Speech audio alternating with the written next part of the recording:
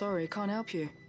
I heard the rumors, mind, from the lads working over at the vineyard, but none of You them won't seem to believe know this, Right. but Thanks. I was actually not streaming. I didn't start the recording to this very second. So he basically said there's a shadowy figure around here and that the people are afraid of it. Go out there and talk to the people. That's what I'm going to do. You're quite talented with that rod of yours. I've caught my share with it. As did my grandfather. Wait, there's this.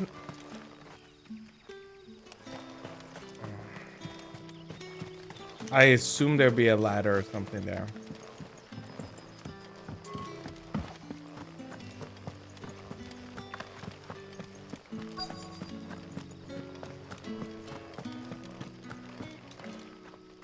Do you have a moment? There's talk of suspicious figures in the woods. Have you seen anything out of the ordinary? No, but I've heard something. Sound of scraping metal, like someone sharpening a sword. Where was this? In Lorbert's Pass. Was out foraging for herbs when I heard it, screeching out from between the trees. Ran back here as quick as my legs would carry me, and I ain't been back since. I see. I'll look into it. Thank you.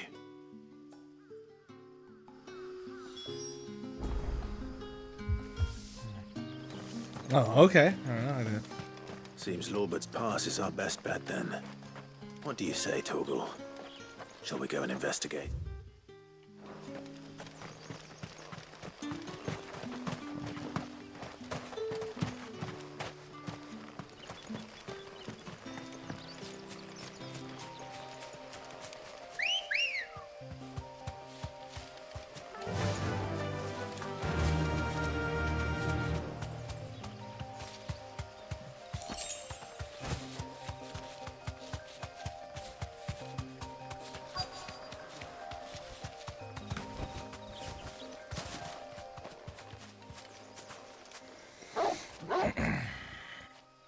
What's about You to pop there. out?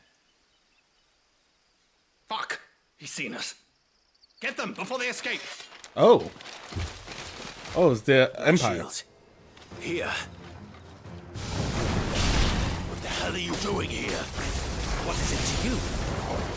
Not that we give a damn. All that matters to us is that you don't leave here alive.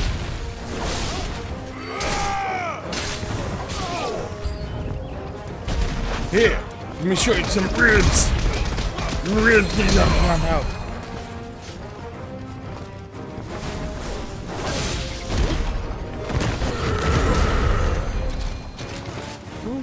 Casting cure. This to this.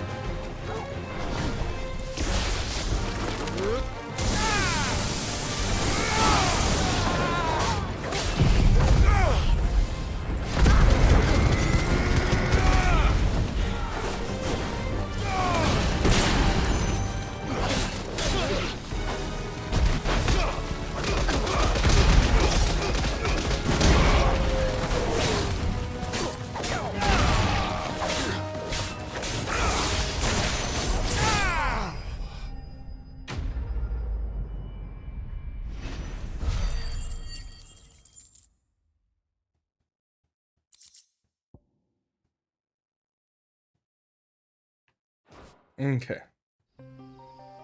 Why were they here? Are they planning an attack on Lostwing? I need to warn Quentin.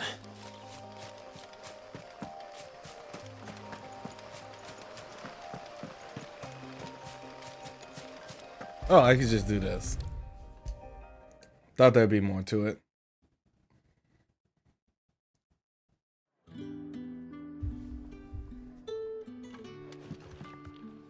Clive, how goes the hunt for our sinister figures?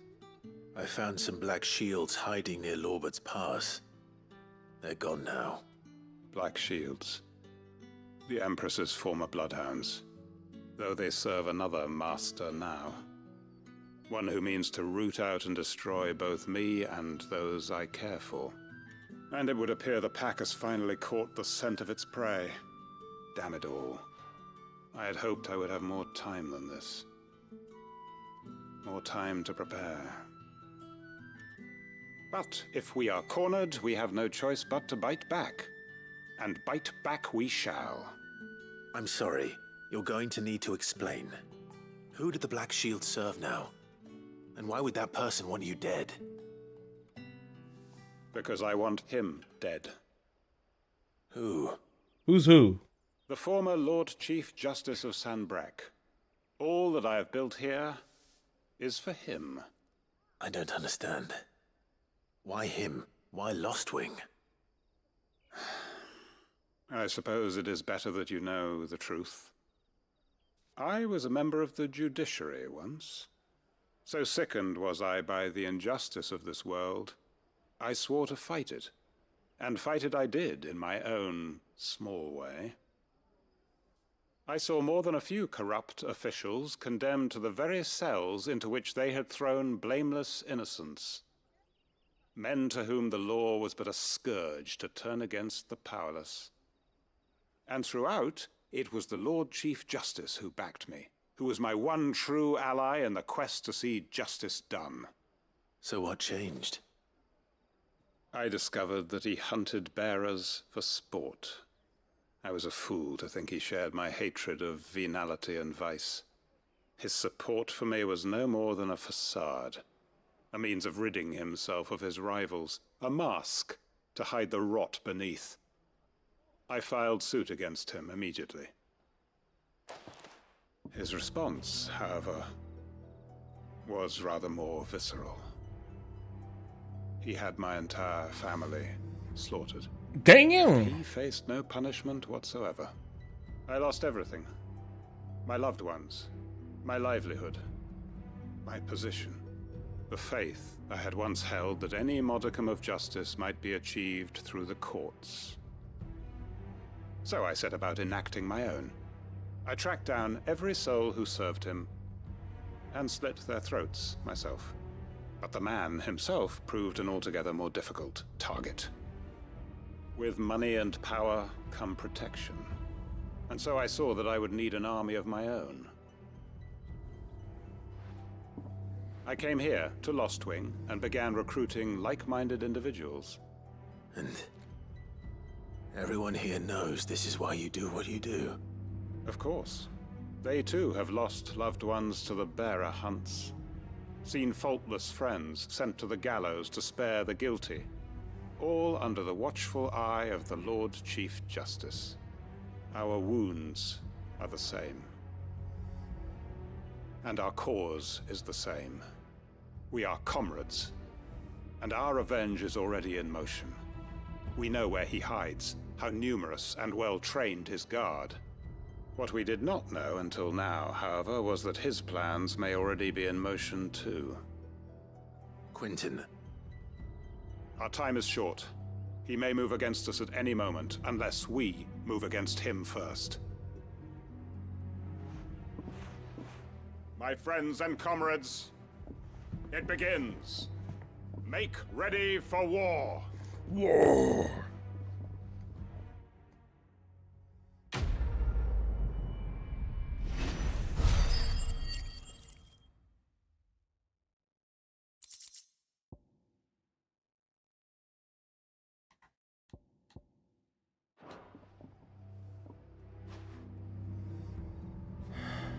I'm not going to change his mind. I don't think you ever were.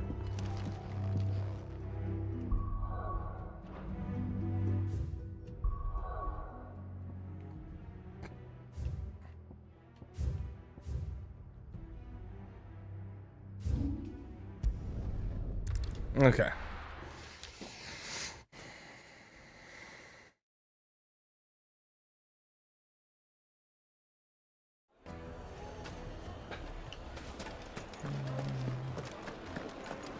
The finest fabric. The most fragrant herbs and spices. Hey, the flatbread. Just like that. And without so much as a by your leave. What's the matter? What's wrong, dude? Oh, it's my apprentice. He up and vanished while my back was turned. I'd How go so? and look for him myself, but I've got a bakery to run. A bakery that's now short one pair of hands. loath though I am to rely on the kindness of strangers, I'm at a loss. Please, will you see if you can find him? Sure. I'll see what I can do. Do you know where he might have gone? I wouldn't be surprised if he was off somewhere mooning at Drake's Fang. He used to work there, you see. Poor fool left his heart in its hollow. All right. Then that's where I'll start.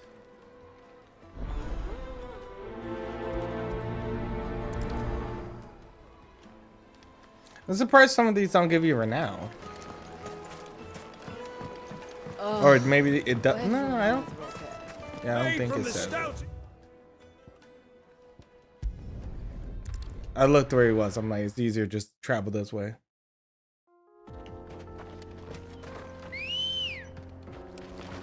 Ready, go?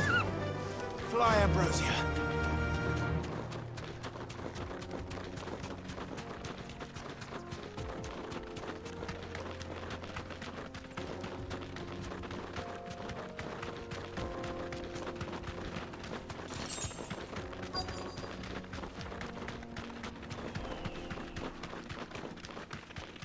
Sorry, this item's more important.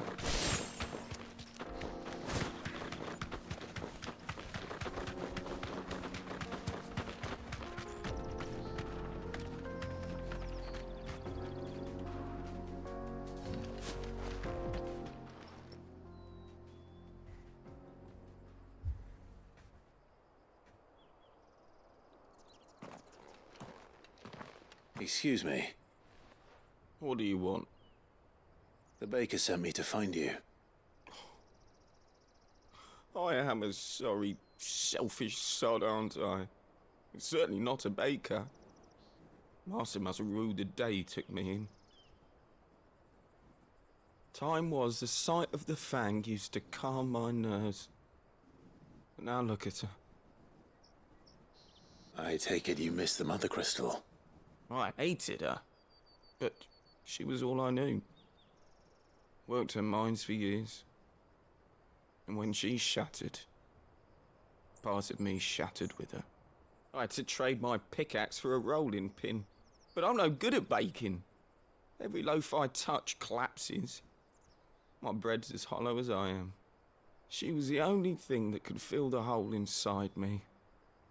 Oh, I loved her, damn it. But now she's gone. She's never coming back. What am I supposed to do? I ask her. How does a shell of a man learn to live again?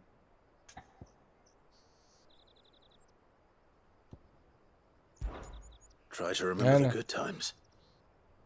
Do that, and the Mother Crystal will be with you no matter where you are. Even in the bakery. What a fool I've been. Thank you, my friend, thank you. You've opened my eyes. I have to get back there right away. Farewell! Wait.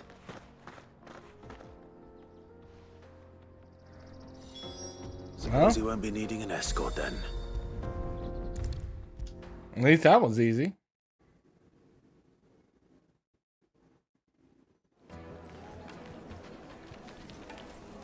Ah, there you are.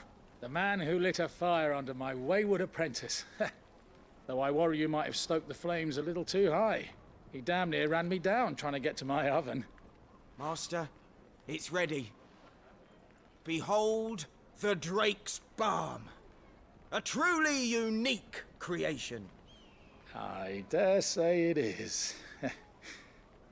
Just look at it. A perfect likeness of the Fang herself. Her steepled peaks, her fulsome spurs, her inviting hollow. True, my loaves collapse more often than not, but what's the Fang without her crater? Why, no Fang at all. And look, inside. She's filled to bursting with a bounty of beautiful crystals. Salt crystals! Master, I have found my purpose.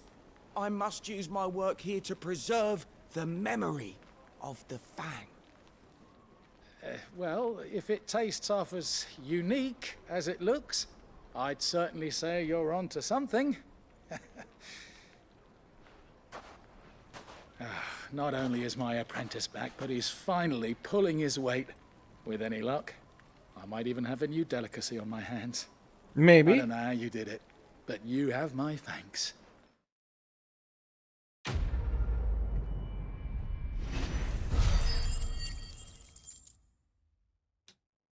Oh, okay. So you do it. You do get renowned. Sometimes it just doesn't show right away. I always forget that. Now, do son.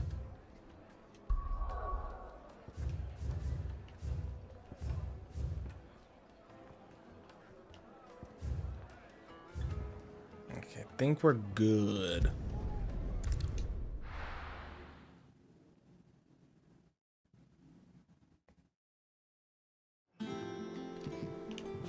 I'm telling you, it's true. I heard it from Otto. His own lips. Hugo Kupka is dead.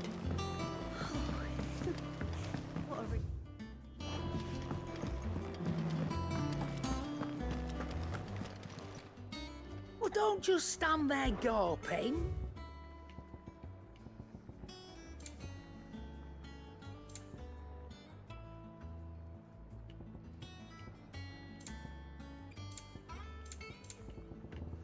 Oh, okay. I was like, where did she get new? Finished, are you? Back, are ya? Not saying fortune, do you?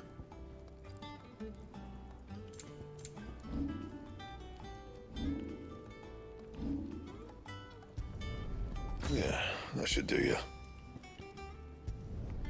Not my best work, but it'll do.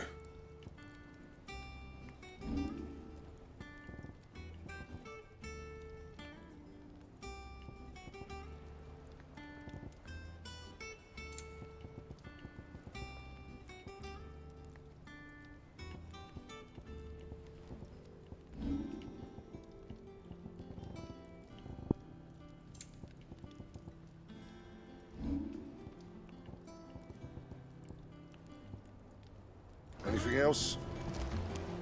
Clive? Good bloody rude. Mine included. Back to work then.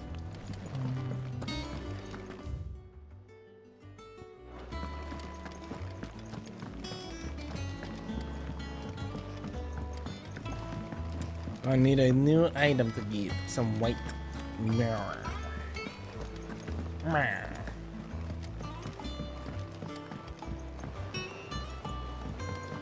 seeing troops amassing at every border.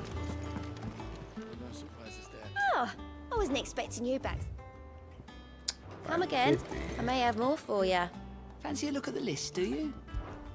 Anything catch your eye? Seen enough? Okay.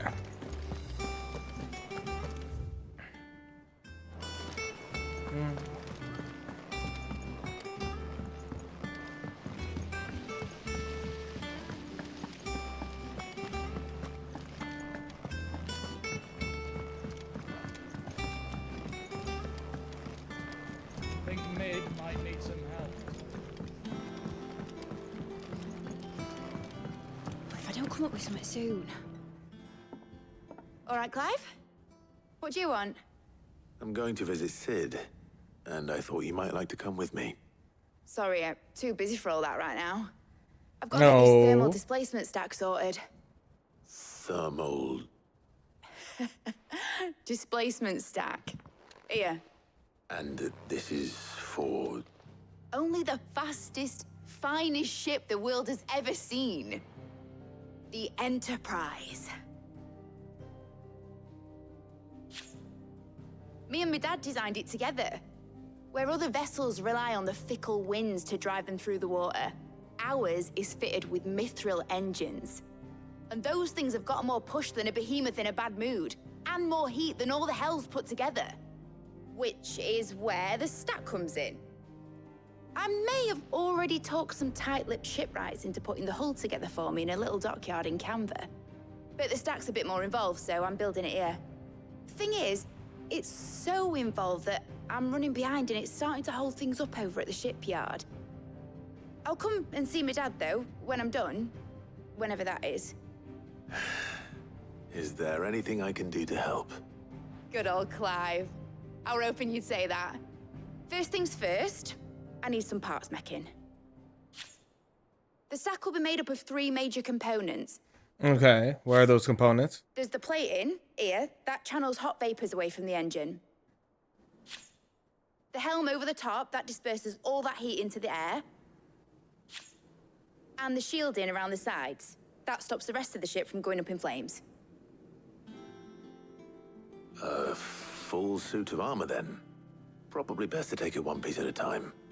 Then you'll need to start with the plating. Everything else fits onto it. I've got the designs and the list of materials here. Show these to Blackthorn. He'll know what to do. I can't make head nor tail of them. Luckily, you don't need to.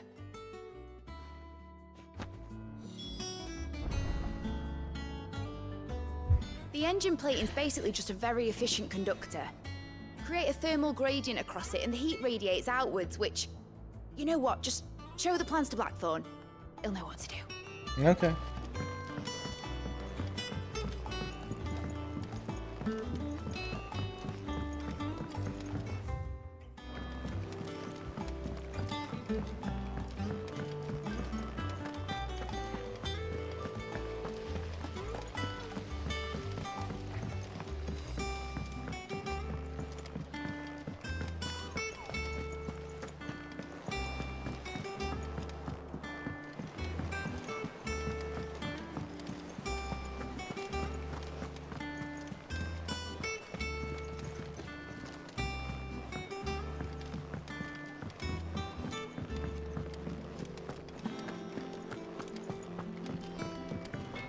There you go. Blackthorn, can I ask a favor? Out with it. No. It's for Mid. This my last chance to say I'm otherwise engaged. Spare myself the arseache. Go on then. What is it this time? She said you would know. Here.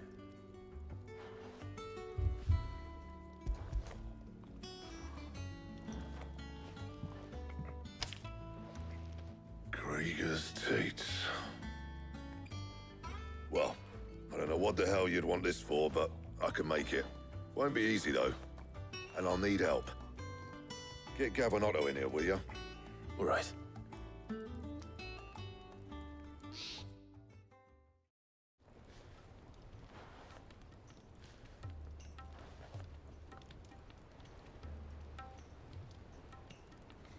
All right, I brought in the boys. Yeah, again, ain't she? Typical. Still, if that's what it takes to get her to visit Sid's grave, I'll do what I can. And, what is it we need to do, exactly? Take a look at this.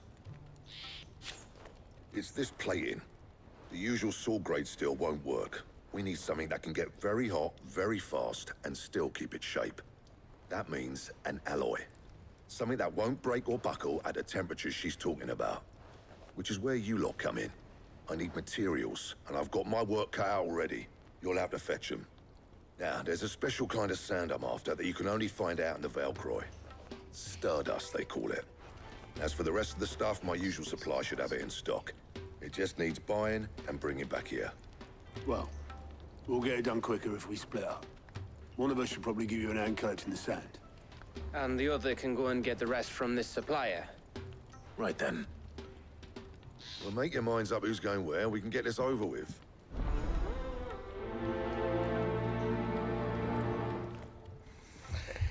I mean, it's my only quest. You going after the Stardust then, are you?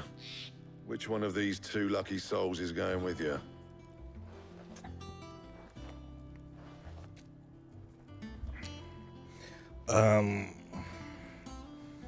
Does it matter? Is the real question.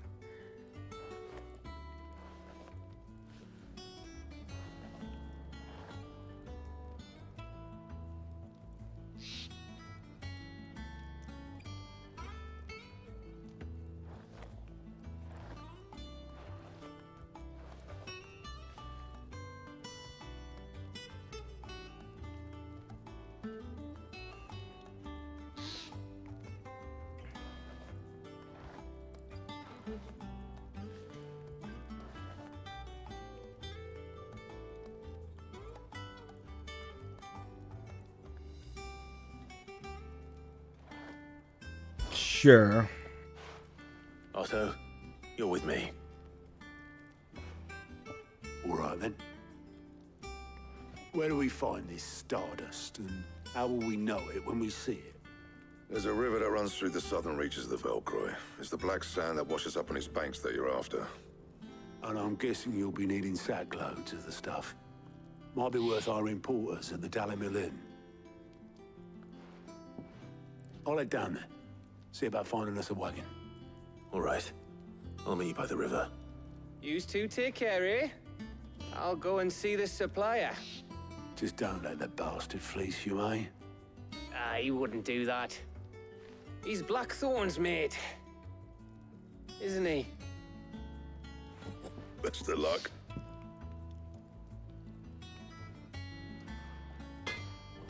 Okay.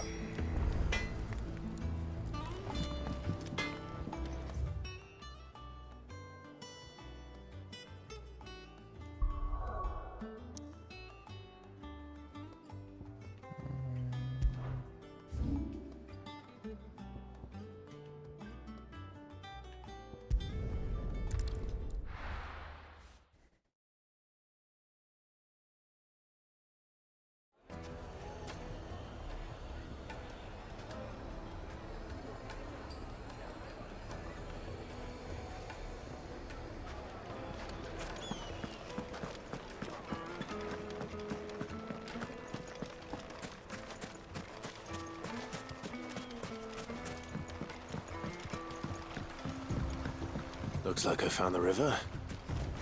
Now where's Otto? So he went off without us. Rookie mistake.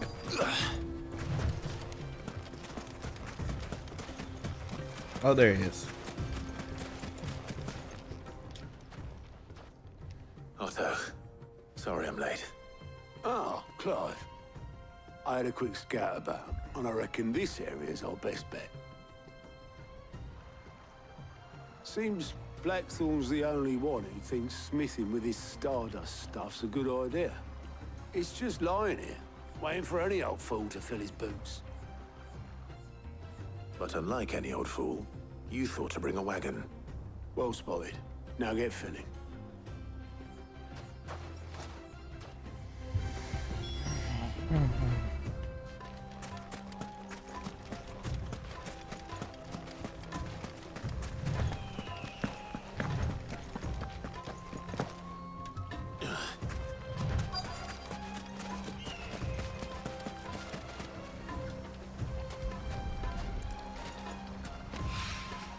So this is stardust.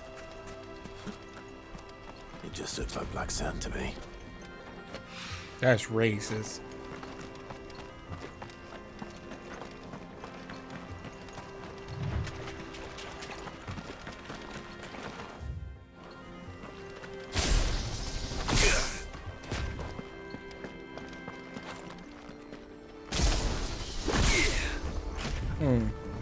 Trying to look at the blade.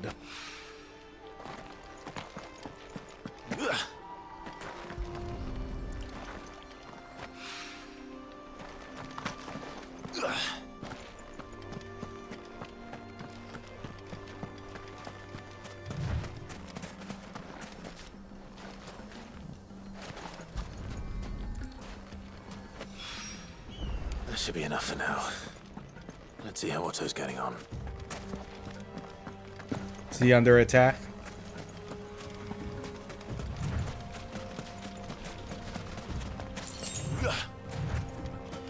Nope, he's fine.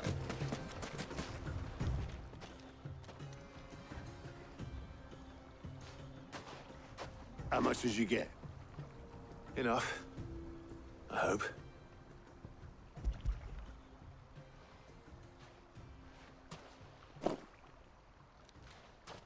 More than me. Put it all together and I can't see Blackthorn complaining. Much. Here, Clive. Fancy a walk?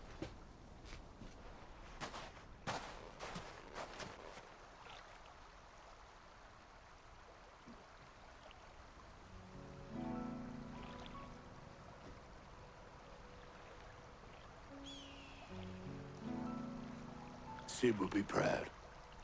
Of what? Of you, you idiot. The way you've carried on what he started. When we first met, I had you down as a spoilt little puppy who enjoyed nothing more than biting the hand that fed you. But 5 years on, you're the one doing the feeding. So thanks for proving me wrong. You weren't wrong. But I changed. Thanks to Sid. And thanks to you. When I suggested taking on his name, you were the first to back me. And if you hadn't, no one else would have. I couldn't have done any of this without you, Otto. Yo, give over. You're making me blush. All I did was choose hope over despair. I gave you a chance, yes, but you're the one who took it. You took a rabble of homeless, hopeless outcasts and put them back on their feet. Gave them something worth fighting for, just like the old Sid did.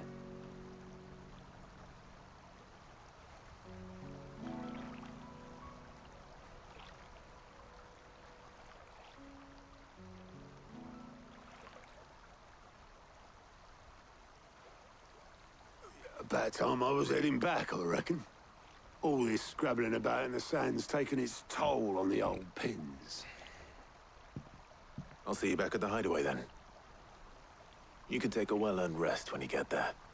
Oh, I plan to. Believe you me.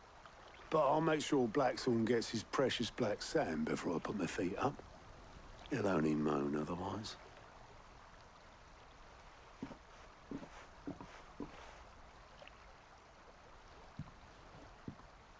Right. Ready to go home, boy?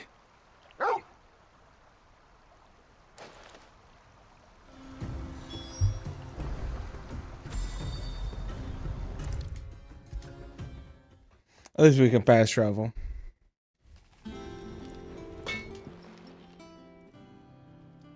There you go.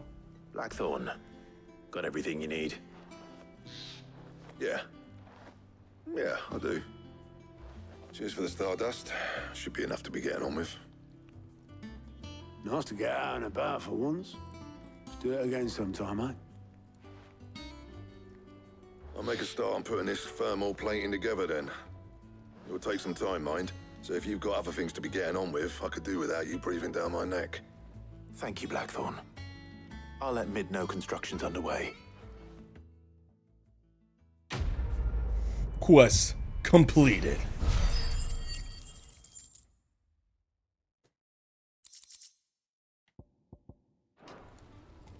Suppose we'd better be getting back to work too. Give us a shout if you need anything.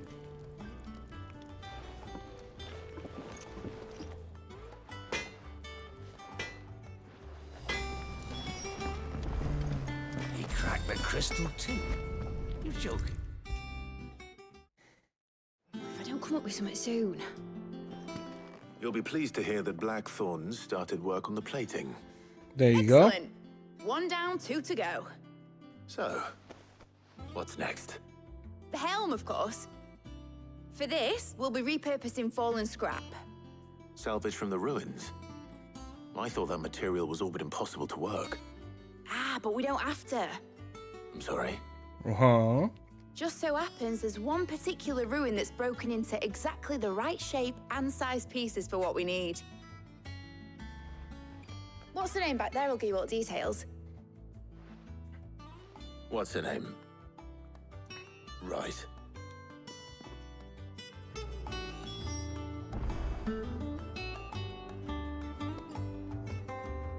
All right, speak to the assistants. Oh, Sid, is this about the helm? Yes. Mid said I should speak with you. I'll show you the plans then. Here you see the mithril engine, in which mithril is burned to generate heat. That heat is then harnessed to produce motive force. Excess heat is dealt with by means of the thermal displacement stack, which disperses it into the surrounding air. Now, were we to rely on thermal plating alone to achieve this effect, The rate of excess heat buildup would far exceed the displacement coefficient of the plating. In other words, the reactor would overheat and eventually explode. This is where the helm comes in.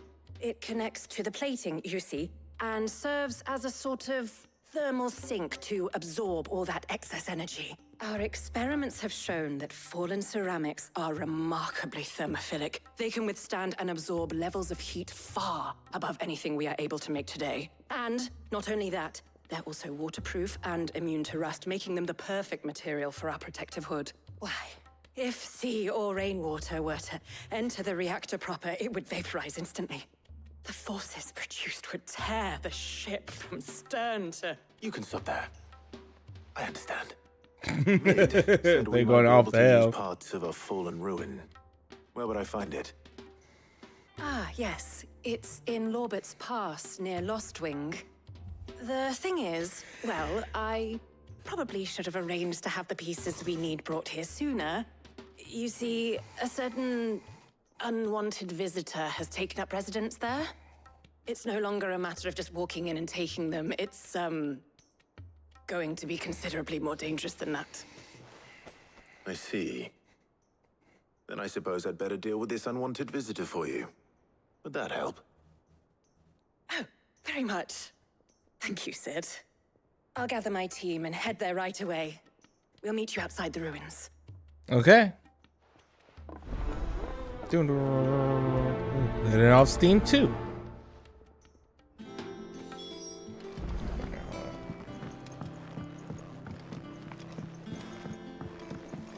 I think Mid might need some help tidying up.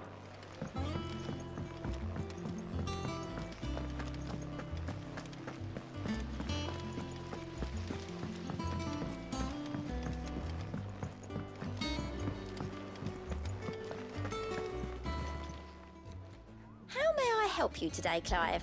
Is everything we've received and everything promised? The bearer's plight. All yours.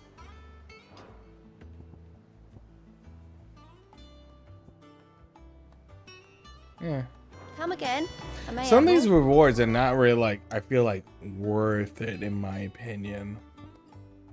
Because they feel so plain. Like they were playing it safe with it.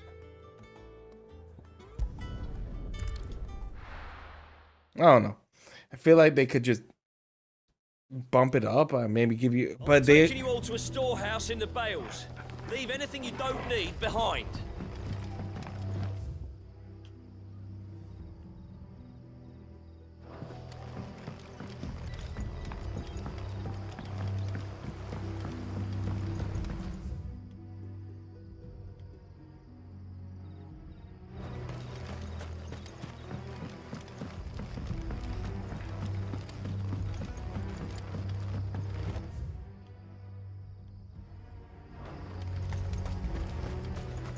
If you're ready, we leave at once.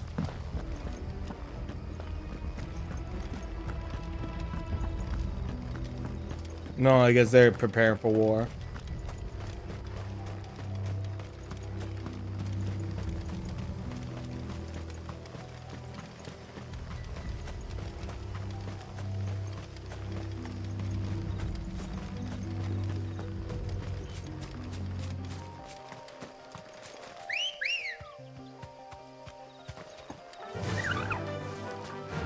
Faster!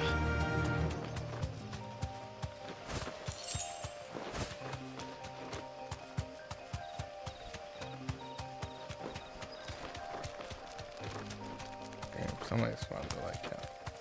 That's a bit.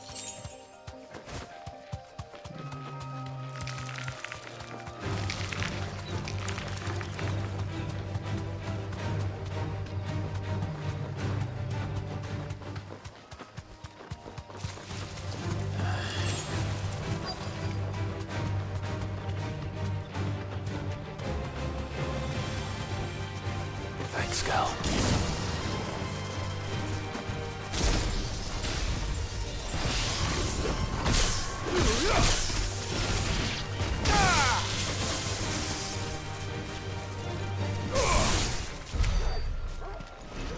It's worth 8.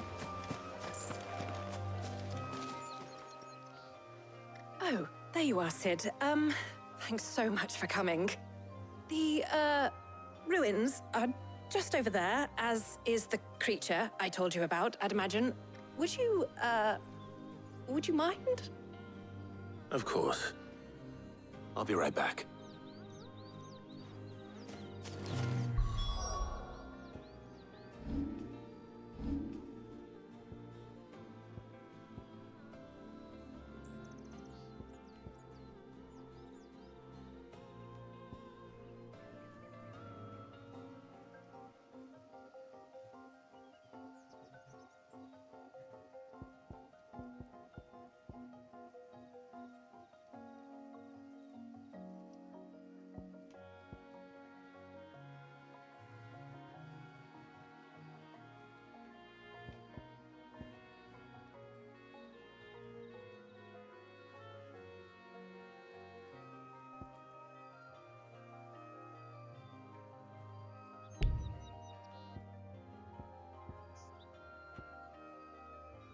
I'm gonna put this for an upgrade.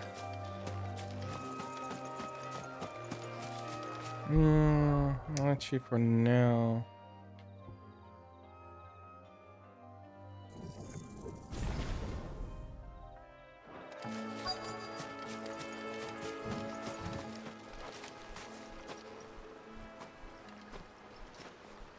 Anybody home? No. Oh, it's this guy. This must be our unwanted visitor. Time to go.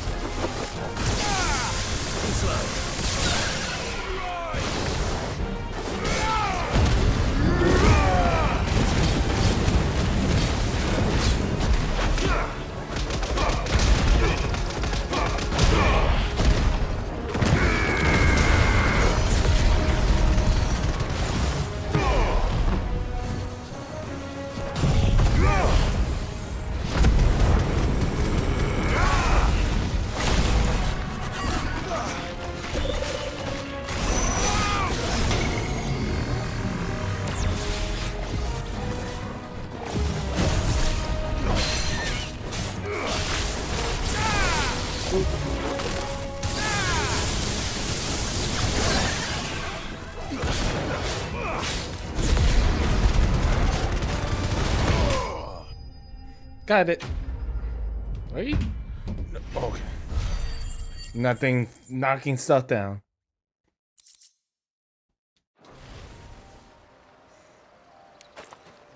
The things I do for you, Mid. Sid! Oh, thank goodness you're safe. You shouldn't have any trouble now. Indeed. Well, don't let us keep you.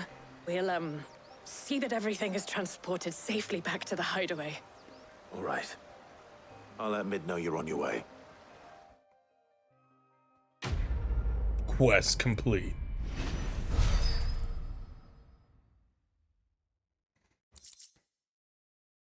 Eye of the Warrior. Okay.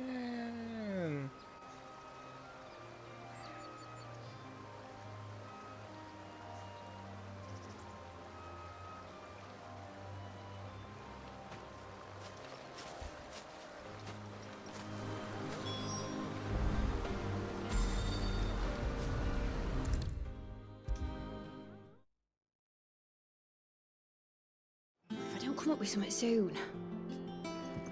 Mid. Helena has recovered the material for the helm. She'll be along shortly. Excellent. Another job well done. And just one remaining. Right. Right, the shielding. This one's a bit of a bugger. How so? The plating's enough to stop the engines going pop, But those things will still be spitting out enough fire to set the rest of the ship ablaze. Which is why you need proper shielding. A prison for the dragon's breath that's blazing away inside. I thought a triple thick layer of tempered steel might do it. Or more of the stuff that the Fallen use, but they'd both be too heavy. The helm and the plating are bulky enough as it is. Add any more weight and the whole ship would be at the bottom of the briny before we'd even started. I need something light. But I've racked my brains and I just can't think what would do it. Also, the ship always had a Scottish accent. Knowledge.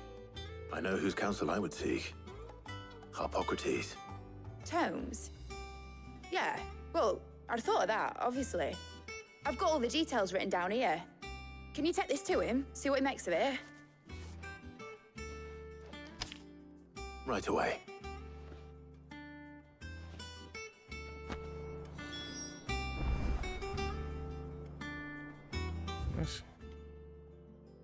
Damn. I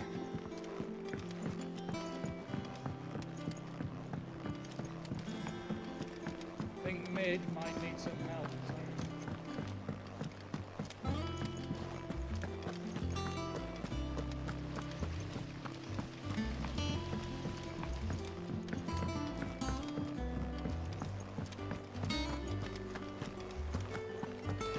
We're seeing troops amassing at every port.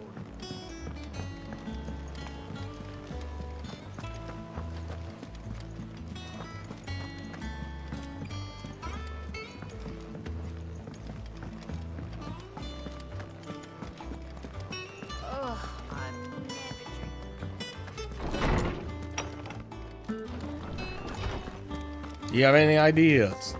We come to you for wisdom. Hippocrates, do you have a moment? For you, Clive? Always. Well, Thank actually, you. it's for Mid this time. Could you take a look at this?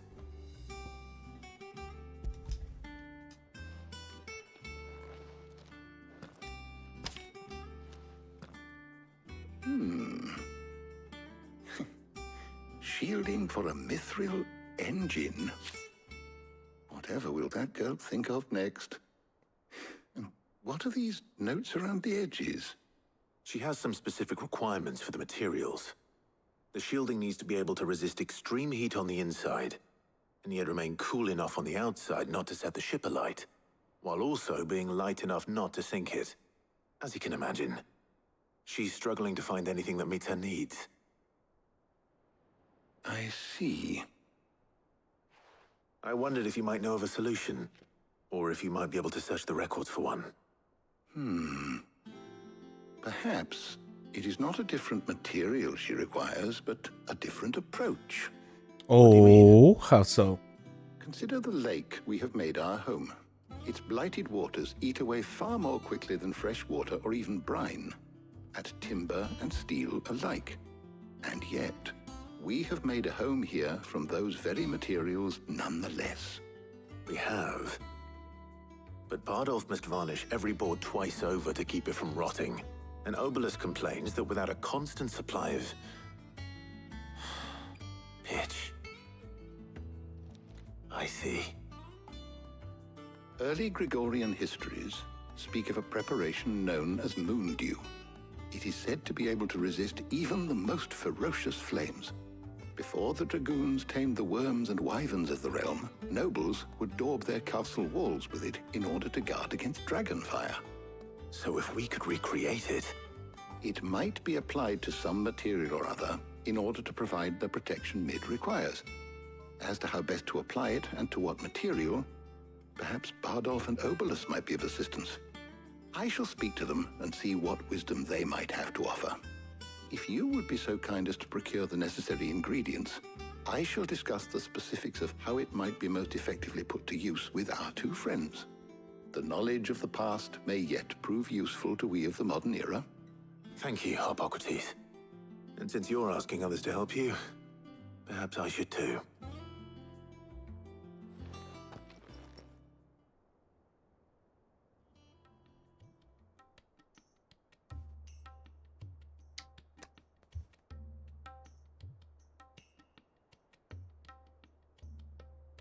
So you need a hand, do you? We do. Yes. I'll be heading to market for the ingredients we need. I could do with some help. And some company too. The other can assist me in researching how best to prepare the shielding itself. Can we count on your aid? Always. Well, if Jill's game. Thank you. I am sure either of these fine young minds would prove indispensable in my research. I leave the decision as to who will go with whom in your capable hands, Clive.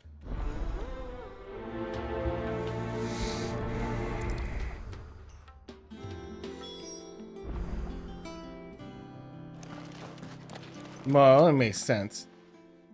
So, Clive, have you made your decision? Who will course. accompany you on your little excursion? Jill. Very well. So then, what do we need to find? I have taken the liberty of preparing a list. Here. White chocobo eggs. Pepio nuts. Are you sure this list is right? Everything on here seems very edible. I would have thought the ingredients would be a little more exotic. Though these items may seem mundane, they have potent effects that are rarely exploited, effects for which they were once highly prized. So much so, in fact, that they were harvested almost to extinction, hence moon dews having fallen from favor. Now, of course, they can be obtained with ease. You should be able to find everything you need at the market in Northreach. Is that so? I've been meaning to visit Northreach anyway. I'll set out now. Join me there when you're ready. I will. Until then. You two enjoy yourselves. You too, Talia.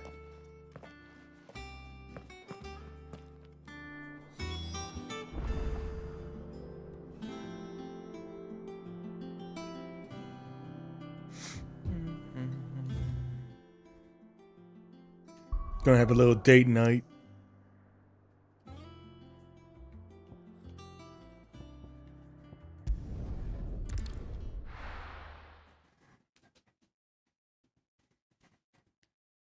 Now, where's Jill?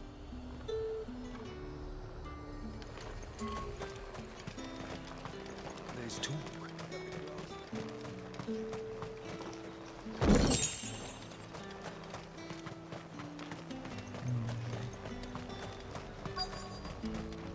Do you see anything you like?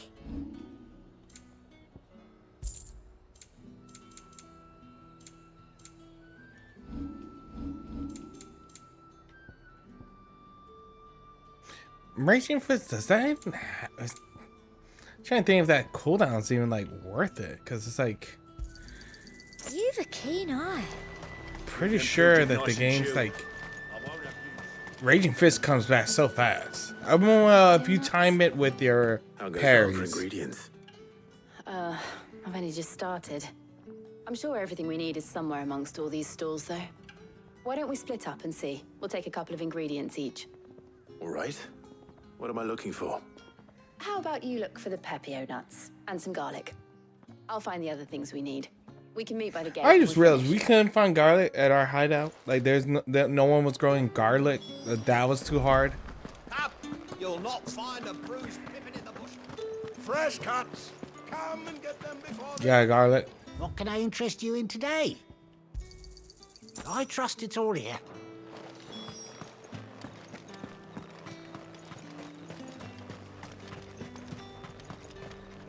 Buy, sell, or be gone. Good riddance. That's everything. Let's see how Rude. Jill's getting on.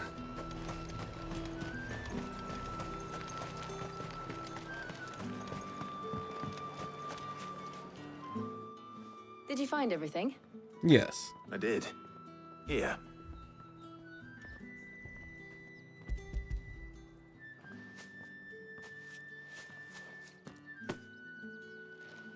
Garlic and pepio nuts. Perfect. Now all that remains is for Harpocrates to somehow turn all this into what Mid needs to keep her engine cool.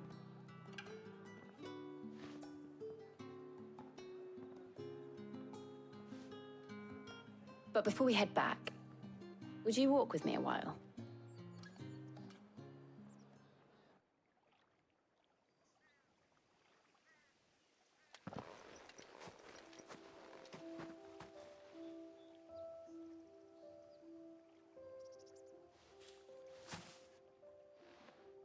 Thank you for asking me to help you today. It makes a nice change. It does. It's good to get away from all the battle and bloodshed for once. Just being here reminds me of when we were children. Do you remember? Aww. Walking down Market Street in Rosalith, taking in the sights and smells. How could I forget? What with Torgal's antics. Remember how his nose would prick up at the scent of sausages? He'd go racing away and we'd have to go running after him. We wouldn't catch you now, would we, boy? Was there anything you wanted to buy for yourself while we're here? There was, yes. Well, sort of. Molly in the kitchens told me about a place that sells particularly good pies. Thought you might like to share one with me. I would. Thank you. And I saw some bread. Bread! Big white cobs like the baker back in Rosalith used to make. What do you think? I thought we might get some soup to dip it in. But then I tried a slice of the butcher's dry-cured ham and it was just... oh. You all right? Sorry. It's just... you're right. I really do feel like a child again being here with you.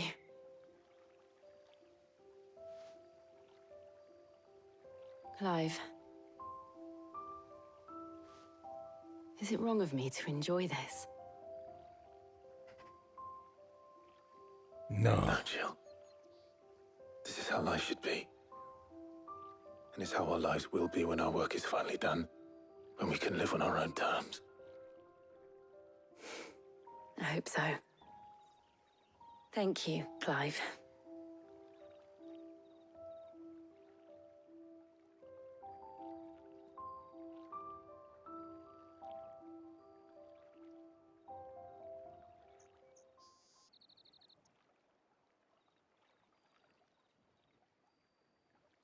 Oh. Are they going kids? Nope. I suppose we better be getting back. I need to give these ingredients to Harpocrates and Talia. I'll see you at the hideaway. Take care. I will. You too.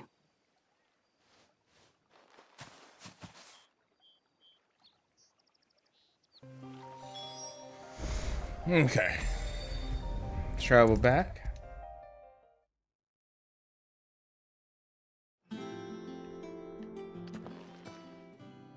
How's work on the shielding progressing, Harpocrates?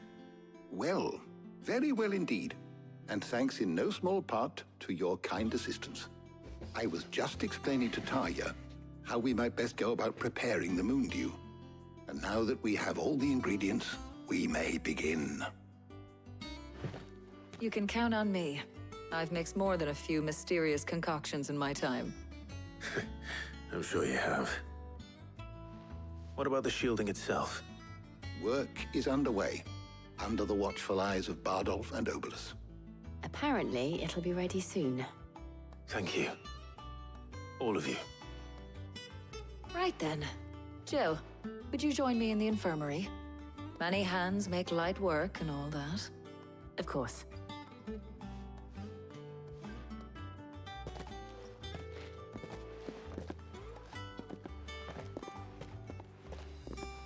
Oh, and Clive, thank you.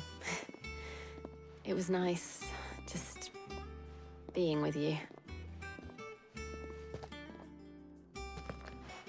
Yay. It appears our work here is almost at an end. A shame. I was enjoying playing the man of action for once.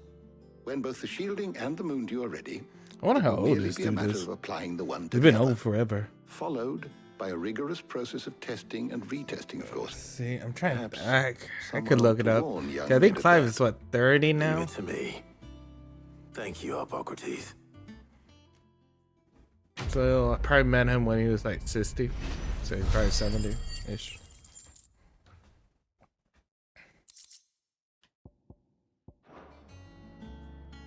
Well, I better go and give Mid the good news then.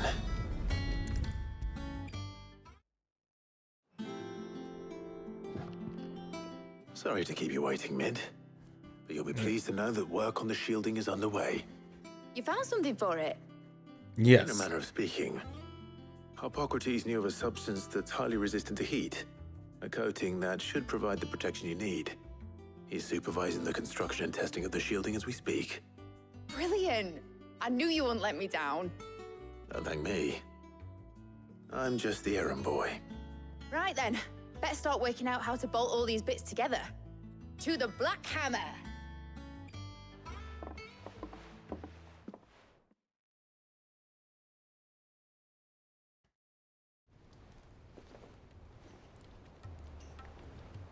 You know, when I got into the smithing game, I thought I'd be making swords and shields, not thermal bleeding didgeridoo-dahs.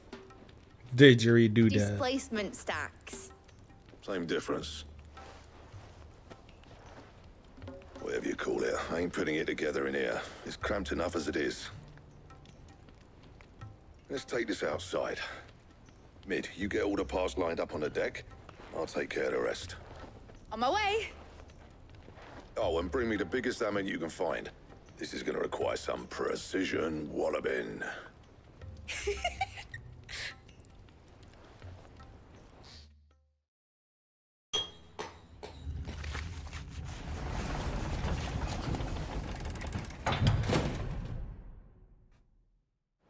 Sometime later.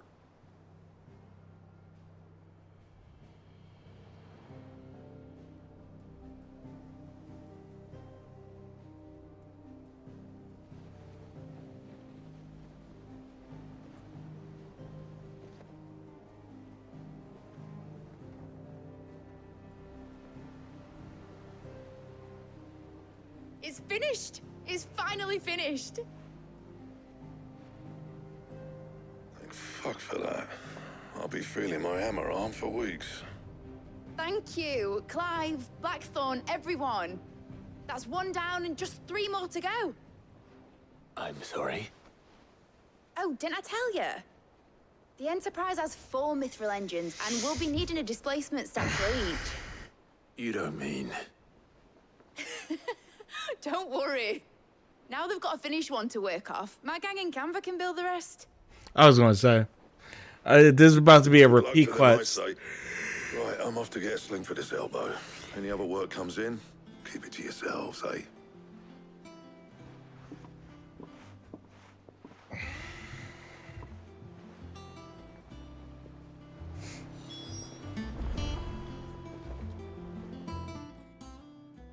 What's the matter?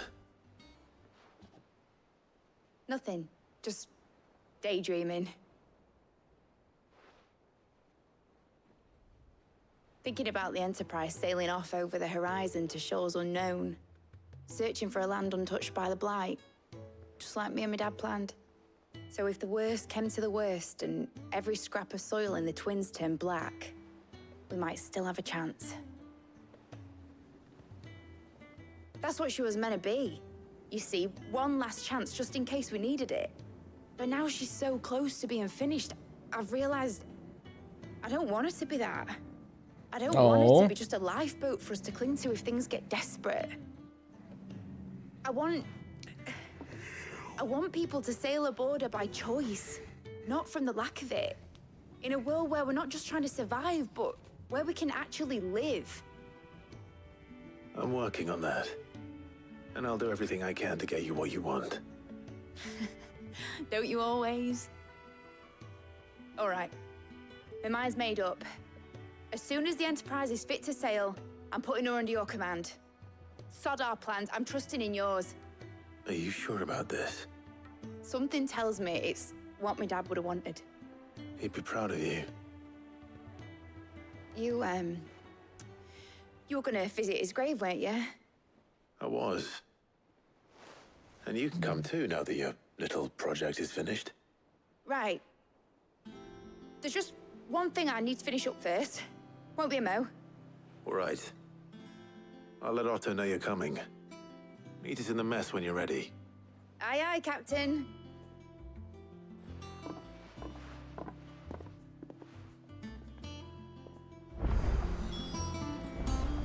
Ooh, new quest. Alright. You got something to do, and you... We'll do both. Is that the thing Tomes I think this helped one's closer, technically. Hold on. Let's see. This is at my reading table, too.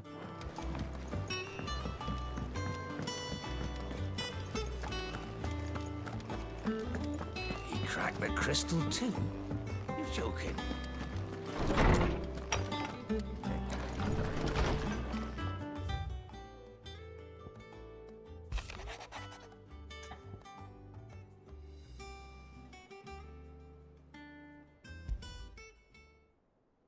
Trouble with the ledgers. Shouldn't he be asking Otto for help?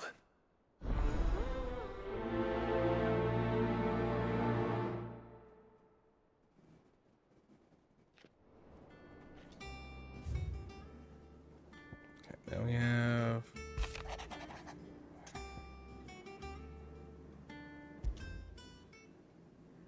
What could be wrong with Torgor? He seemed well enough when I last saw him. A bone to pick. Okay.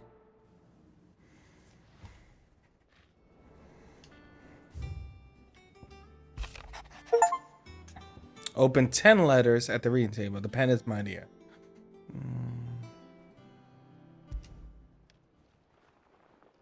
Hopefully it's nothing. But I should speak to Blackthorn just in case.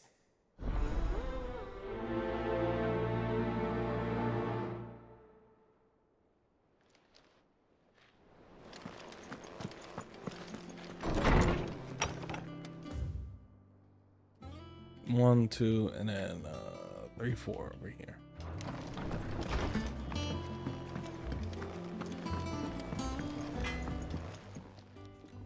Blackthorn, do you have a moment?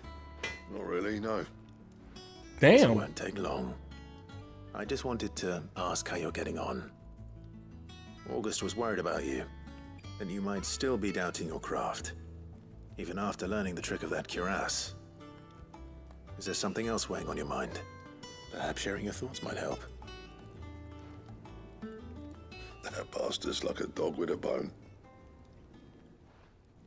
Still, he's got a keen eye, I'll give him that. He's just, well, Karen showed me something. Something I've never seen before. And that was? A sword. An odd-looking thing with a single-edged blade. The metal itself wasn't anything to write home about, but fuck me, the edge on it. You could slice a man clean in two with a weapon like that, and he'd be halfway home before he even realized he'd been cut. So that's what's troubling you? Nah, no. Not troubling me exactly. More distracting. Can't stop thinking, how do you get an edge that sharp? It's driving me mad. And if you knew how to do it, we could arm the curse breakers with even better blades. That's about the size of it, yeah. I'll see what I can find out. Sharper swords are always welcome. And we can't have our master blacksmith being distracted. You're a soft touch, you know that. But I can't say I'm not grateful for it. Good luck, eh? Thank you. Let's see what Karen knows about this sword.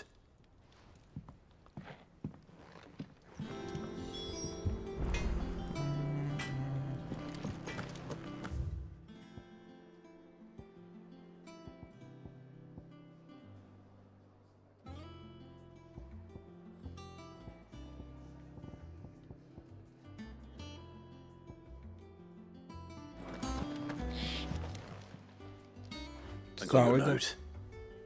You think something's wrong with Torgor? So you can read? Yes. Congratulations. Thank you. I didn't say I were wrong with him. I said something weren't right. He's not been eating me treats. He used to love cracking the bones from Molly's boiled brown, but now he won't so much as look at them. Didn't like him. Which is why I'm of a mind that his mind's on something else. You've not been working him too hard, have you? No harder than usual. Is that it, boy? Do you need a rest? What was it you said he was? A frost wolf? That's what the lawsman seems to think. Then maybe this all has something to do with whatever it is that's woken inside him. I suppose things have been different since Rosalith. Perhaps Hippocrates knows something. Instead of everything, you mean? Perhaps.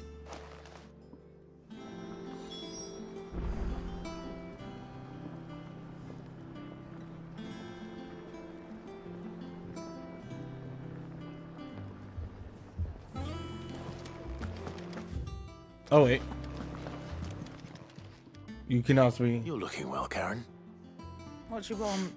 Out with it. I want to know about the sword you showed Blackthorn. Single-edged and extremely sharp. Running around after him again, are you? I suppose I am, yes. But I need to help him find out how to work an edge like that. It's driving him to distraction. Little wonder, I suppose. There's not many like that make it as far as the twins, and those that do go straight into private collections. Which made it nice and easy finding a buyer. Can you tell me who bought it? Where is it now? You think I tell people who my clients are? Suppose you're not likely to go nicking him off me, are you now? Fine. If you stop mooning at me like that. Lord Ignac's the man you want. Dalmekian bloke. Collects weapons and the like. And he's got more money than sense, which is why he's one of my favourite clients. Reckon he'll still be at the inn in Dalamil, where I left him. Thank you, Karen. Oh, and he's a touch eccentric, if you take my meaning. I appreciate the warning.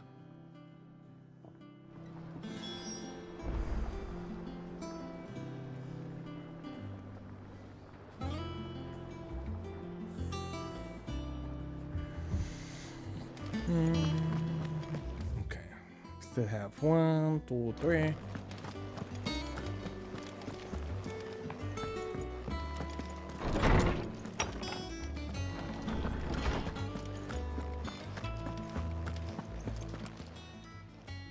Lawsman, I need to ask you about Torgal. Something's not right with him. He isn't ill, is he? I don't think so. But according to Lady Karen, he seems to have lost his appetite, which is certainly a new development. She says he's hardly been touching his bones of late, and she believes it may have something to do with what happened at Rosalith Castle. I rather think she might be right, though not about his appetite. All How so? canids are instinctively inclined to crack open bones for the rich marrow that resides within, and I see no reason why a frost wolf should be any different. Accordingly, I suspect it is not a lack of appetite that afflicts Torgal, but a surfeit of it. If we assume that his newfound magics require additional nourishment to sustain, it may well be that the bones Lady Karen is accustomed to providing are no longer sufficient. Frost wolves, after all, habitually prey upon far larger animals, whose bones may yield altogether different nutrients. As to where one might find a suitable substitute, some antelopes that graze the meadows of eastern Rosaria have been known to grow to a size more than double that of their lesser cousins. I don't recall ever seeing any that large. And little wonder. The oldest and largest such creatures rarely leave the safety of the highlands for fear of predators. The last elder antelope sighting I recall hearing about took place near Cressida, and that was long before the village was abandoned. Even so, it seems like a good place to start. Good hunting, Clive.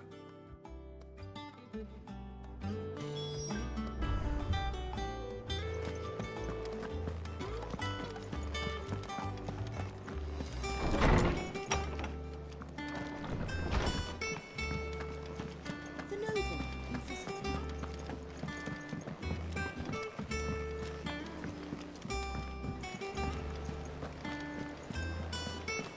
Is that the thing Tomes helped to do? Mid told me she was building a ship.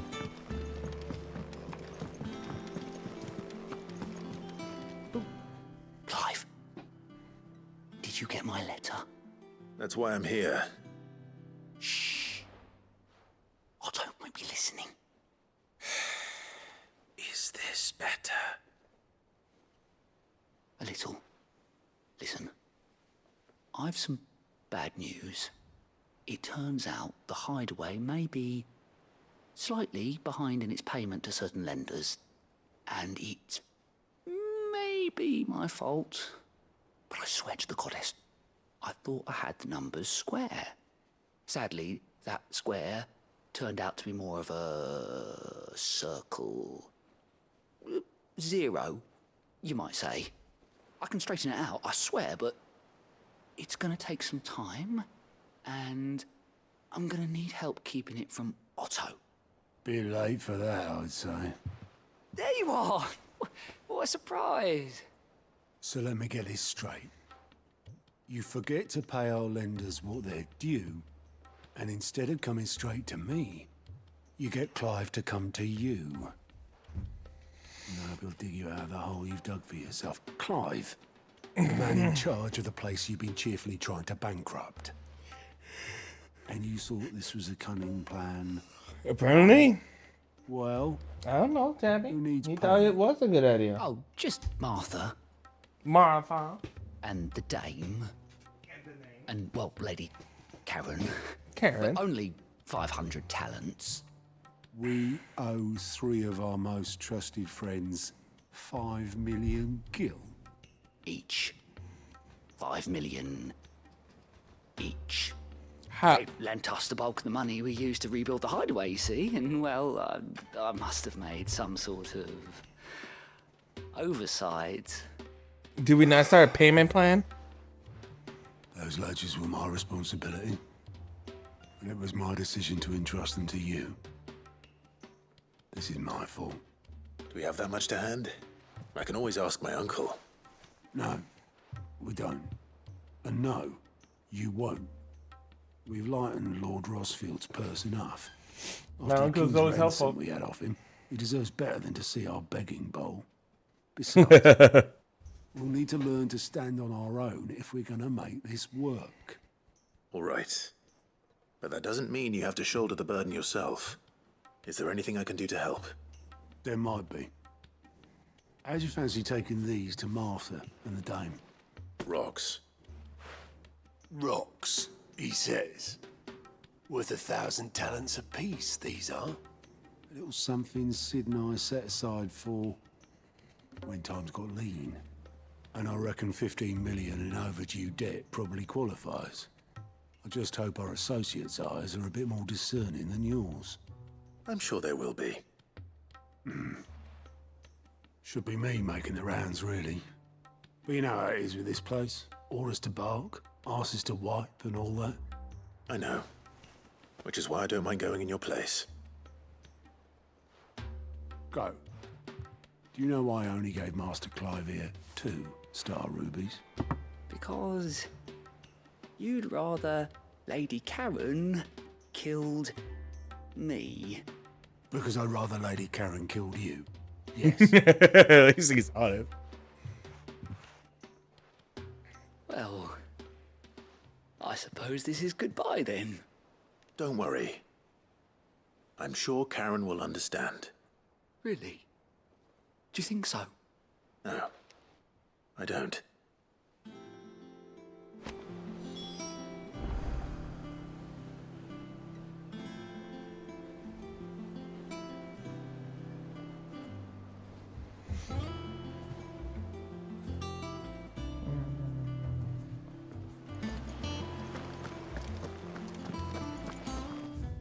Oh wait, weird signs this way.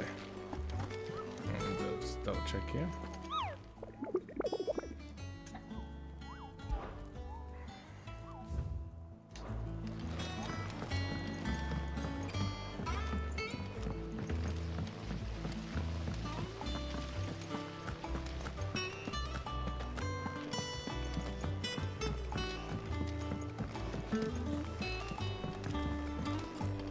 I think mid might need some help.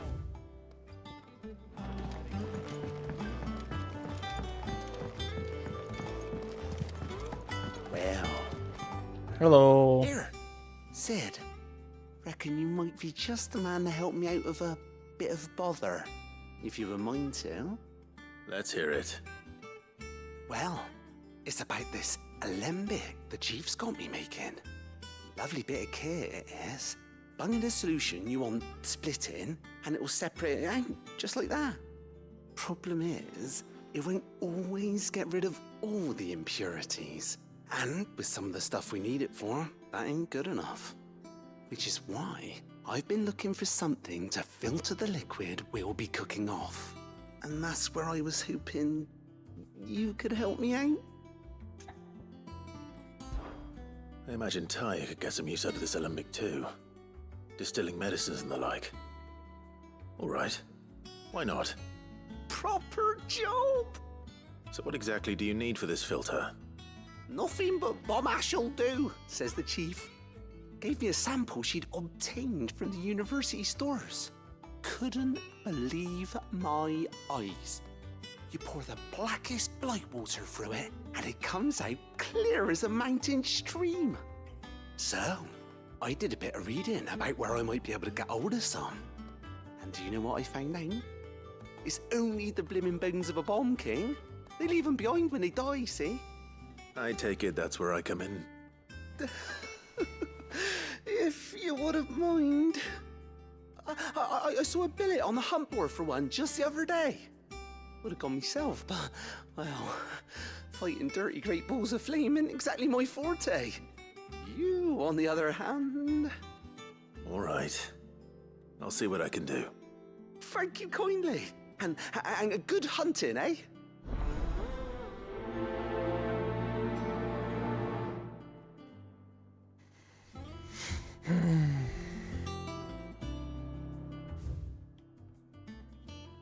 Wait.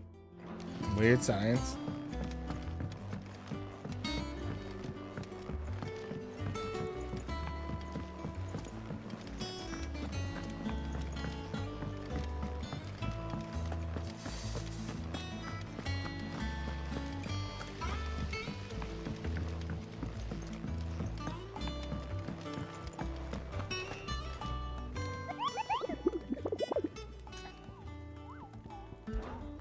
Bomb.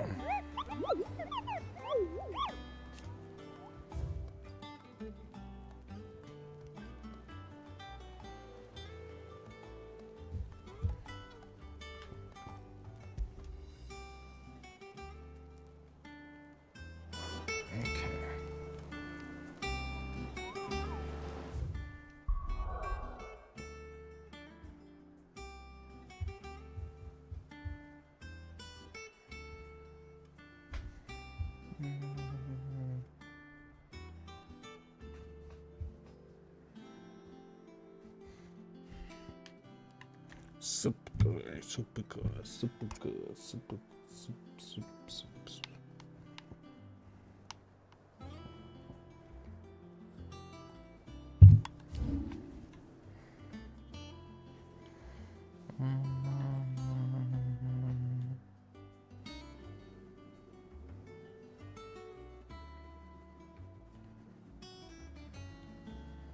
What's there?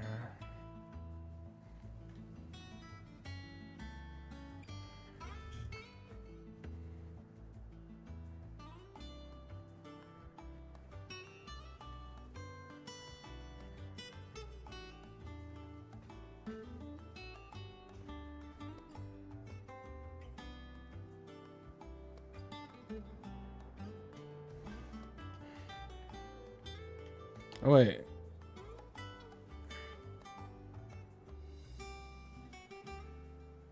I've never been there.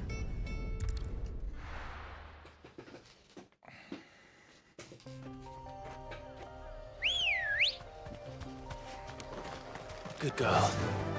Fly, Ambrosia.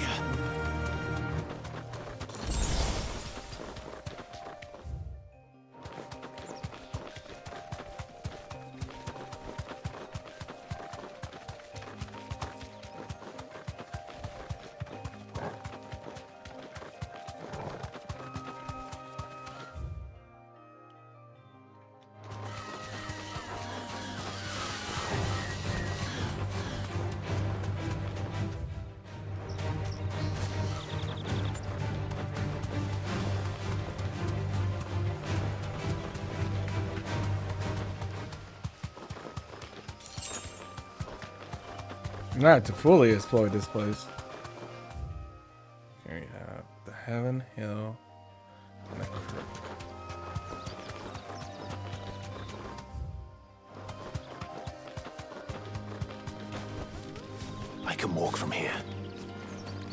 That's something later.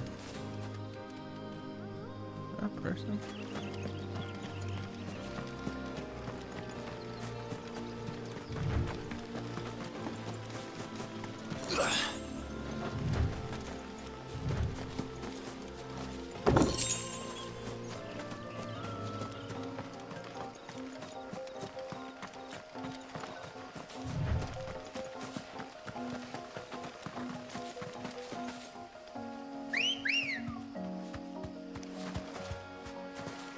Come on.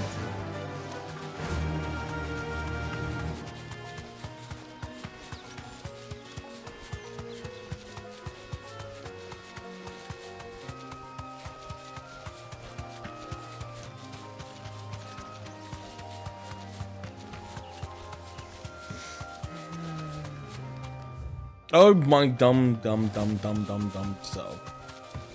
I went backwards.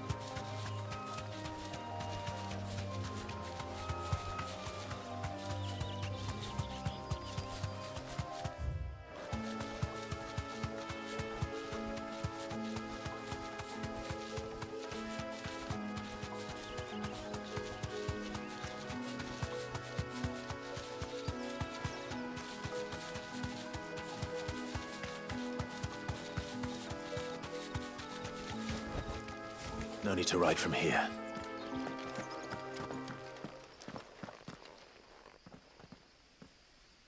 That looks friendly.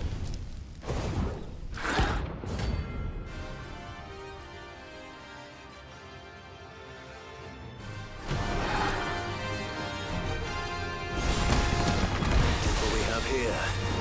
Greetings, Your Majesty.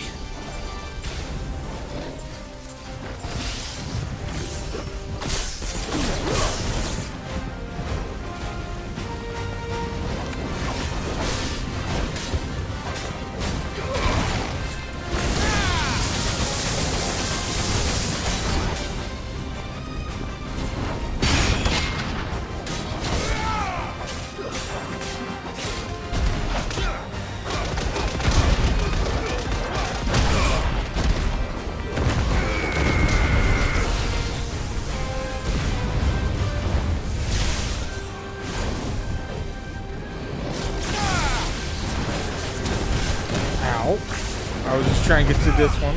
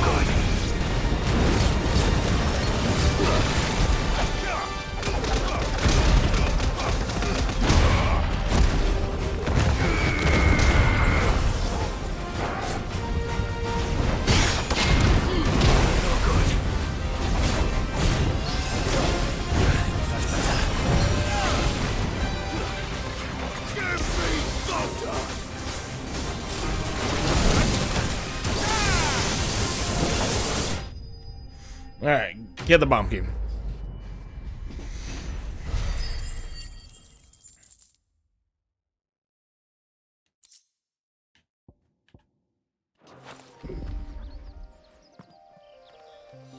Your reign is over. Now to collect the ash. I should... This looks like the stuff. Let's see if there's any more. I feel like that should just automatically been collected after the battle. You know what I'm saying?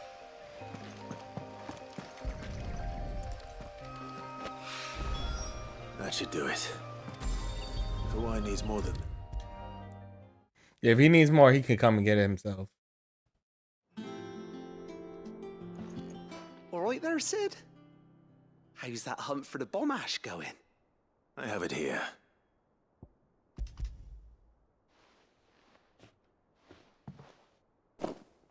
That's the stuff.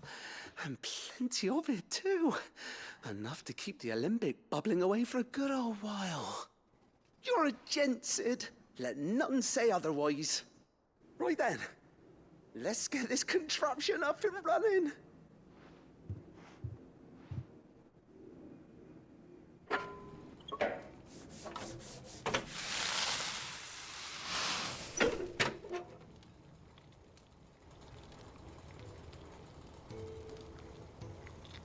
There we have it. The Telemon Alembic. And it works just like the chief said it would. Very impressive. Says the man who cut down a burning boulder. Speaking of which, I still haven't returned the favor. There's no need. The good it will do for the hideaway is reward enough. Don't be silly. Why don't you let me take a look at that bag of yours? The one you keep your potions in. Reckon I could work some magic on that, huh? What kind of magic? Well, we happen to have isolated a substance in our test run of the alembic that I reckon will make even the toughest lever supple as anything. Thought we might use it to breathe new life into old boots and the like. Save the hideaway a few gil. But I reckon if we slap a bit on your bag, it'll loosen it up enough for you to squeeze in a bottle or two more. Well, it can't hurt to try, I suppose. That's the spirit. Leave it with me. I'll only be a mo.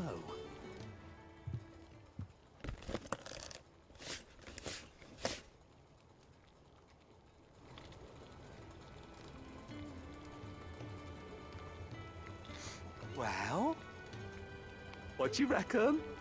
It certainly feels more flexible. Right? Told you. Thank you. I think.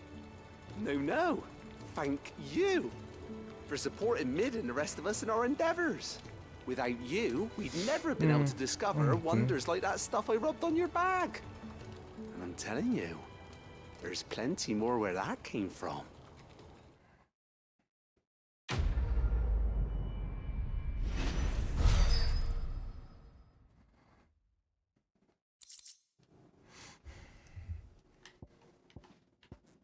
Increase. Okay. Damn, that was a useful one. This was a useful quest.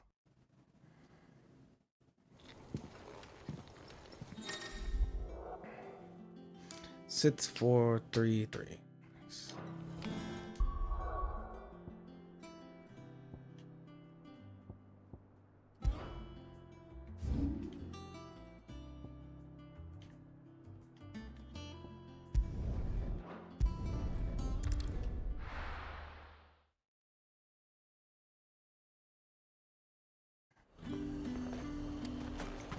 There's talk that the glass... How the hell is anyone supposed to afford...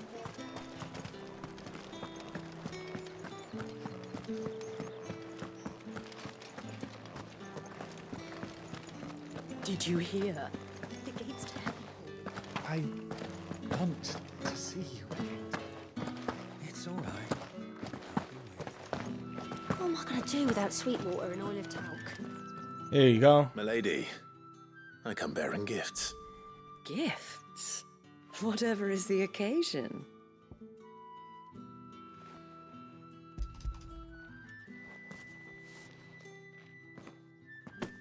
Oh my. Clive, you really have outdone yourself. Otto asked me to give it to you. To settle the Hideaway's debt with the Veil. And to compensate you for the time it took us to do so. You disappoint me, Clive. I thought you might finally be warming to me. Tell Otto he can keep his baubles. I tried to tell him as much the first time around. The man owes me nothing, nor does the Hideaway. My contribution to the restoration effort was made freely and willingly. It was the least I could do. You once told me Sid did you a kindness. I'd like to do the same. Please, accept it. For my sake. And for Otto's. For all of us. For all you've done. It is rather fetching, isn't it? Very well. Otto is lucky to have you, Clive. I doubt anything could ever replace his son. But you and the others at the Hideaway are the closest thing he has to family. Otto had a son. Yeah, oh, did not know that. Long ago, yes. Sid told me Otto lost him when he was just a boy, and blamed himself for not being able to stop it. I don't know how it happened, whether there was anything he could have done, but it was clear that it weighed heavily on him. I didn't know. How could you have? I doubt anyone did. Besides Sid, I've never met a man more keen to bear his sorrows in stoic silence. An ill habit, given that both have always been surrounded by friends desperate to help them. I'm beginning to see that.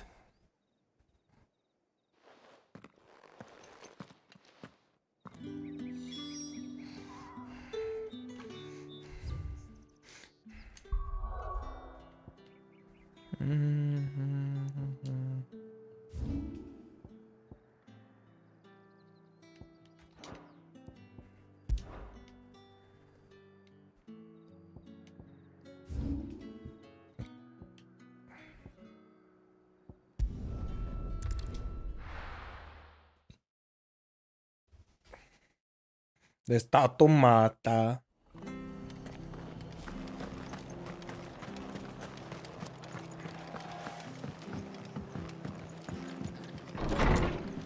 And then we'll do the blacksmith blues. Clive, we weren't expecting you. I wasn't expecting to be here, but it seems we still owe you a considerable amount of coin for your help with our rebuilding efforts. And though I doubt it's what you were expecting, we were hoping you'd take this as payment.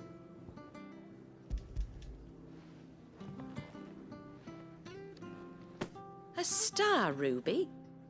I can't accept this. It's worth at least twice what you owe me. More if you can find yourself the right buyer. Think of the difference as interest. Interest? If word got out I charged that much, no one would ever borrow from me again. Anyway, why are you the one here asking me about this? I'd have expected Otto. Bit much sending the Lord Marquis out to settle your debts, isn't it? The old goat working himself to death again? Something like that. Most days I think he's the only reason the Hideaway's still standing. Same as always, eh? Back when the place was nothing but a twinkle in the eye of a recently retired Lord Commander, word is he was the first one Sid reached out to. Probably knew that without his strong arm and level head, the idea would never get off the ground. Sid may have been the face of the Hideaway, but Otto's always been the backbone.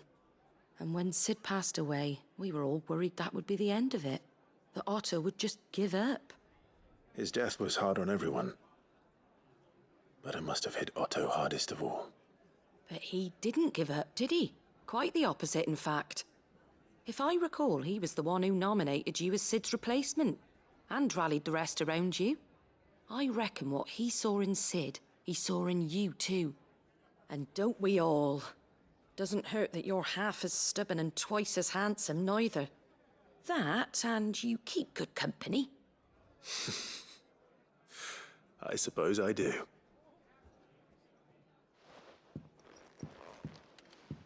Goat will want to know the stones were delivered. If he's still with us.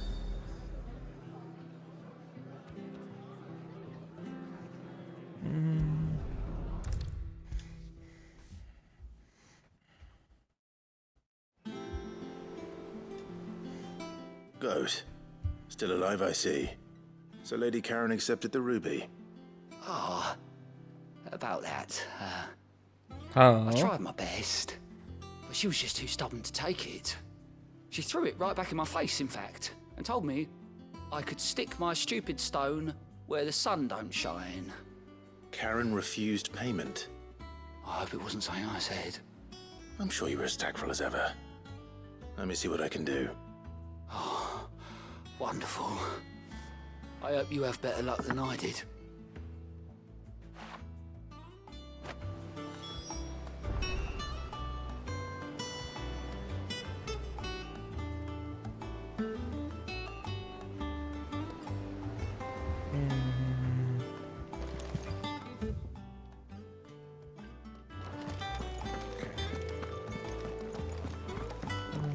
They told me she was building a ship.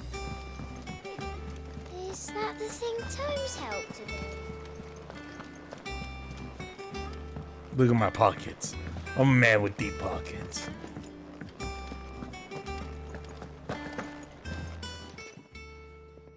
Lady Karen, Goat tells me you weren't happy with our offer. Would you prefer the debt was repaid in coin? What debt? I don't recall lending any of you lot me hard-earned gil. I may have tossed a talent or two in the Hideaway's coffers, but those were donations, and you can hardly call it charity if you go asking for it back. Of course not. But one good turn deserves another. And our circumstances have changed. Surely you wouldn't shun the gratitude of a pauper who happened to have become a prince. Oh, so you're a prince now, are you? Fine. But I'm selling it and taking what I'm owed, then you're getting the rest whether you like it or not. All right.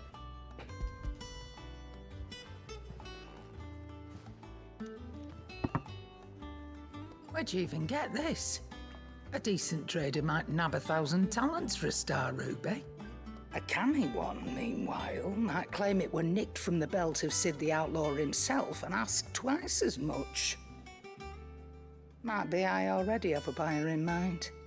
Might be you even know her. A fine continental maid whose beauty's only eclipsed by a guile in commerce. You wouldn't mind, would you? Not at all. Just be sure to tell her that it's always a pleasure doing business.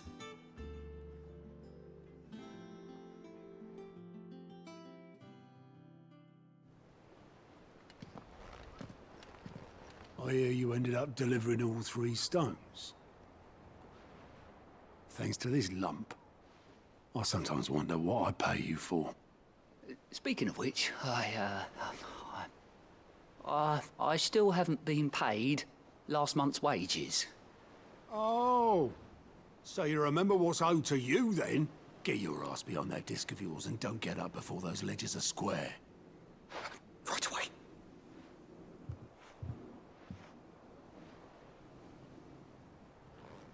I've seen that before. You have, yeah. Plenty of times. It was the only goblet Sid ever used. Either out of habit, or because the filthy sod couldn't be bothered to find a clean one. I knew so little about him. Like most people. Martha and the Dame both seem to have fond memories of him. Huh. I bet they do. How long did you know Sid before he... Before he died. 20 summers, give or take. Back in the day, I was a purser on a trade ship, which is where I met him. He bought passage to... I forget where. But having nothing better to do on the long nights, we set up drinking island rum till the morning bell dragged me back to my duties. Quit my post not long after that. On account of making a fine maiden's belly fat. But me and Sid stayed close, promising we'd one day sail the seas again. That was before fate stepped in and said she was having none of it. The magic woke inside my son soon after his first name day, and there was no hiding his knack. Couldn't you and your family have? My family were the ones who summoned the constable. Wanted the monster taken away. I couldn't turn my back on him. Forget what I felt, and I couldn't for the life of me understand how they could. Luckily, Sid was of the same mind as me. It was him who stood beside me when all I wanted was to tear the whole world down. Him who cried for me when I had no tears left of my own. Him who swore he'd do everything he could to stop it from happening again. And he was true to his word, too. Left the Royal Army once and for all. His ranks, his ribbons, gone. Just like that. Threw away everything he had. All to right a wrong that no one else had the courage to face. I knew then I'd follow that man to the ends of the earth.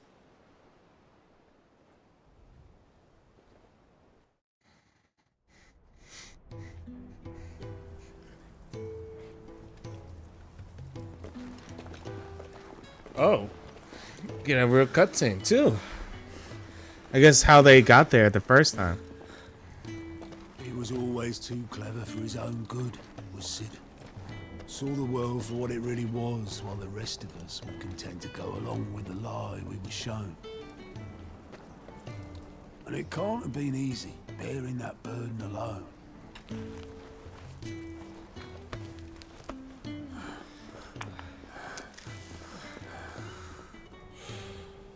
But he didn't let it stop him. He never lost faith in what he believed was right. And that gave us faith in him. Faith he'd steer us true. So I swore to myself that I'd always be right behind him, ready to catch the stubborn sod, if ever he should fall.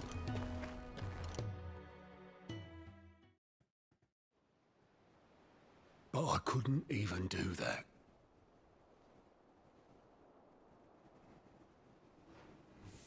Ignore me. Just the ramblings of a tired old man.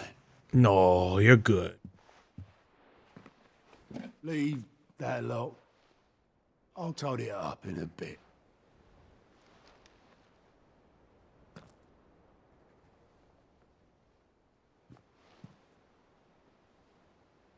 This is Sid's handwriting.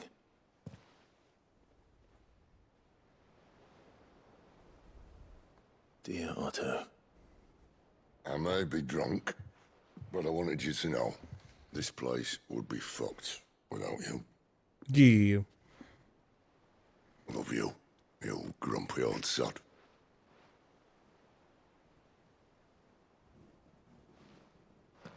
This note. What about it? Sid was right. Without you, we'd all be lost.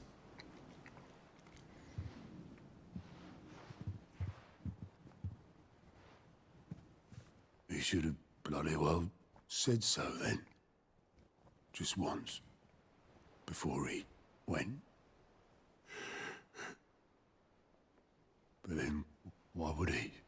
Him, or anyone? I'd only have told him to piss off.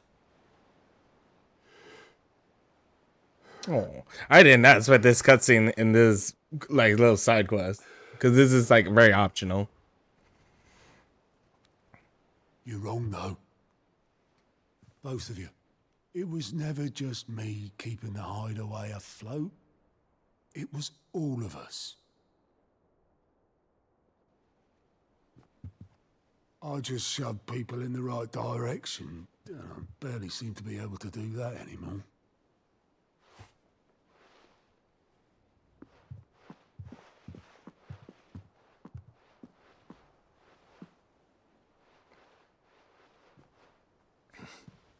Would you rather go at the helm? Well, maybe I've got a few more years left in me. I'm going to hold you to that, Otto. Before you go, Sid would have wanted you to have this. The goblet. This'll do me just fine.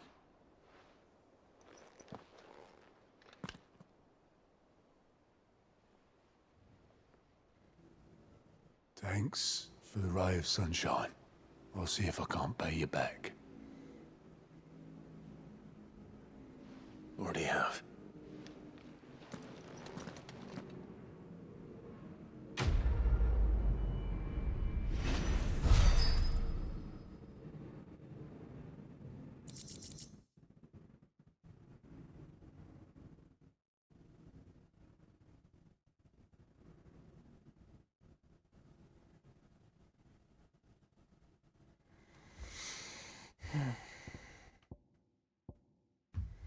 Okay, this goes in my chamber.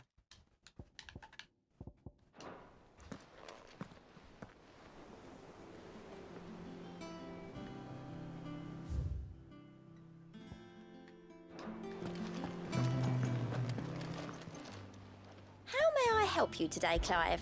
Your benefactors are a generous lot. Here you are.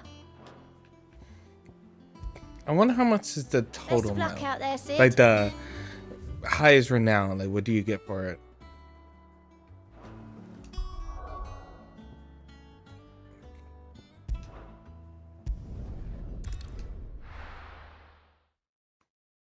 I hope I picked the right location.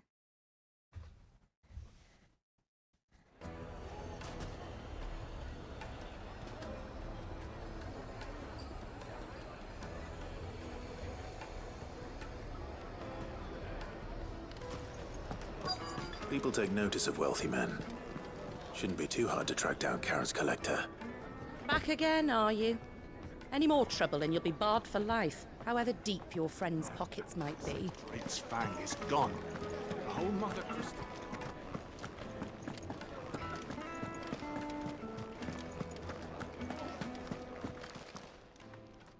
My reputation will be ruined!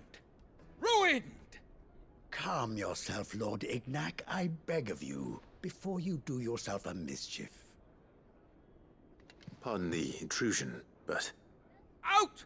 Get out! I paid for these rooms so I wouldn't be disturbed. Leave me be! Please, allow me to apologize.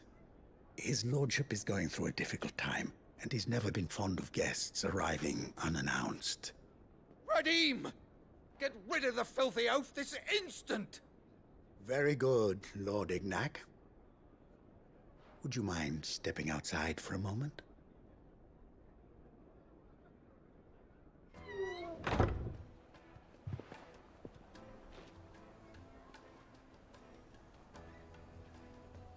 I'm sorry if I've caused you any trouble.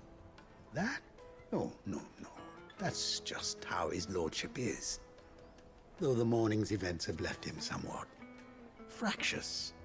He has been dispossessed of his luggage, you see. The thieves also made away with a considerable amount of coin. Coin the innkeeper will soon be keen to collect. I don't suppose a certain blade was among the stolen items. A single-edged sword. It was purchased from a merchant friend of mine. Ah, you know Lady Karen. Yes, I'm afraid it was. Then I'll retrieve Lord Ignac's luggage. But I have one condition. You have but to state it. You are welcome to anything that is within my power to grant. I want an audience with Lord Ignac. A few minutes should be enough. Then I'll be on my way. A condition I would be a fool to refuse. Of course, you shall have your audience. I don't suppose you saw where the thieves went. I did not, no. Though some discreet inquiries made on his lordship's behalf mean that I know where you might find them. The bandit's bed. Every ill-gotten coin in Dalamil is said to pass through that disreputable corner of the Valcroy. And that's where I'm heading. I shall speak to Lord Ignac in your absence, and arrange for an audience upon your triumphant return. That will be very kind of you. Farewell, and best of luck.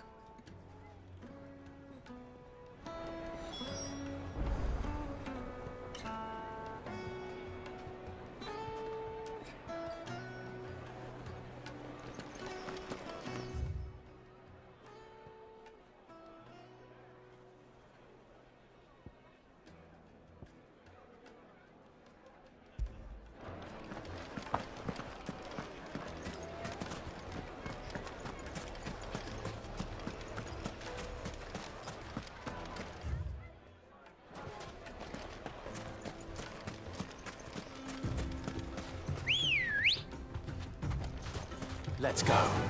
Fly, Ambrosia.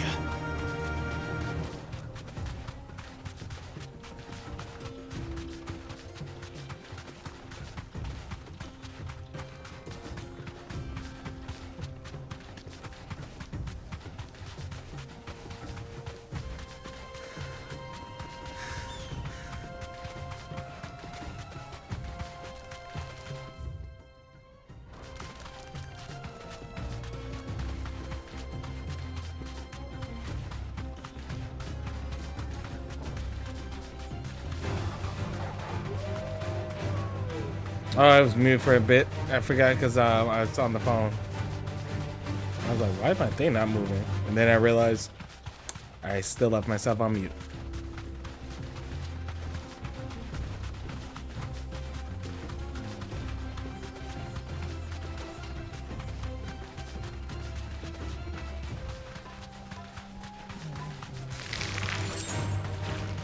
Tango.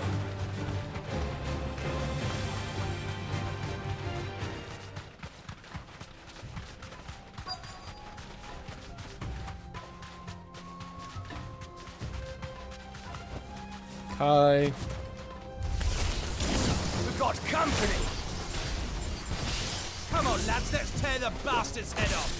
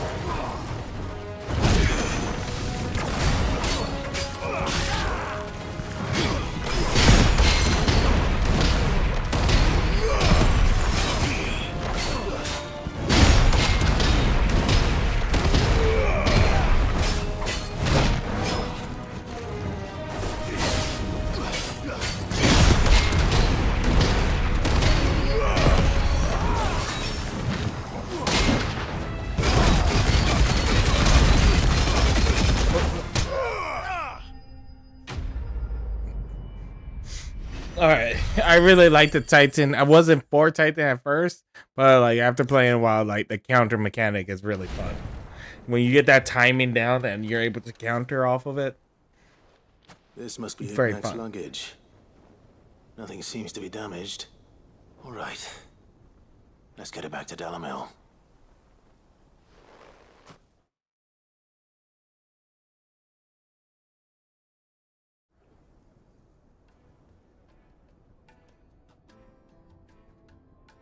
I hear I have you to thank for the return of my effects. What shall I call you, my good man? Wyvern. Glad to make your acquaintance. A formidable name indeed. Well, Wyvern, I appear to be in your debt. Redeem here tells me you wished for an audience. Is that all? A few moments of your time should suffice, yes. You're a peculiar fellow, Wyvern. All right. Speak. Master Wyvern was wondering if you could tell him about a certain single-edged sword you recently acquired. Oh, a true work of art, that one. Karen drove me hard on the price, but I would have sold her Radim here to get my hands on that sword. It was made in the Outer Isles, far beyond the Twins, and is used exclusively by the practitioners of a unique school of swordsmanship. They believe no combat should ever exceed a single strike, and hone their blades to such perfection that none ever does. Each sword is made for that one perfect stroke, and for that stroke only. They crack upon a second blow. There's a brutal sort of beauty to it, really. But how do they hone such an edge? Fine question. Why, they use a whetstone, of course. Whetstones, rather. A whole array of them, ranging from the coarse to the fine. 10,000 licks with the sharpening stone, then 10,000 more. But it is the final stone which lends the blade its legendary sharpness. A mineral quite foreign to this great realm of ours. And that is the key. The secret ingredient. Aliens. Wyvern, it occurs to me that my little lecture is hardly equal to services rendered. Take this, together with my regards. The very stone of which I spoke, far rarer among collectors than even the blade itself, and a far more fitting payment. Thank you. Pardon the intrusion, my lordship. However, it is long past time we prepared ourselves to depart. So it is. I am locked in bitter competition with a rival collector of curiosities. I am one step ahead of the unscrupulous scoundrel, but he is hard at my heels. Are there many other collectors out there? Too many to count, but only one do I consider my nemesis. Lord Byron Rosfield. Checks out. Perennial thorn in my side. I can imagine. Farewell, Wyvern. May our paths cross again. May not. Radim, we mustn't dawdle.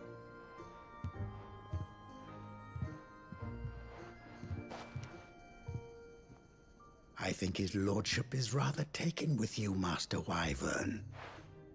Thank you again for your assistance. Coming, my lordship. I'll be right there.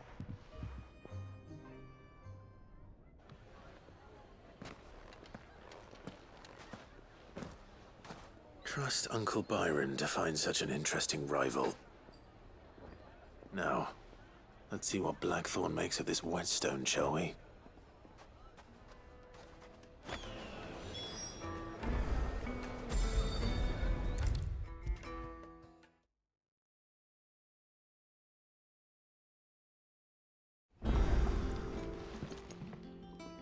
Sorry for the wait, but hopefully you'll agree it was worth it.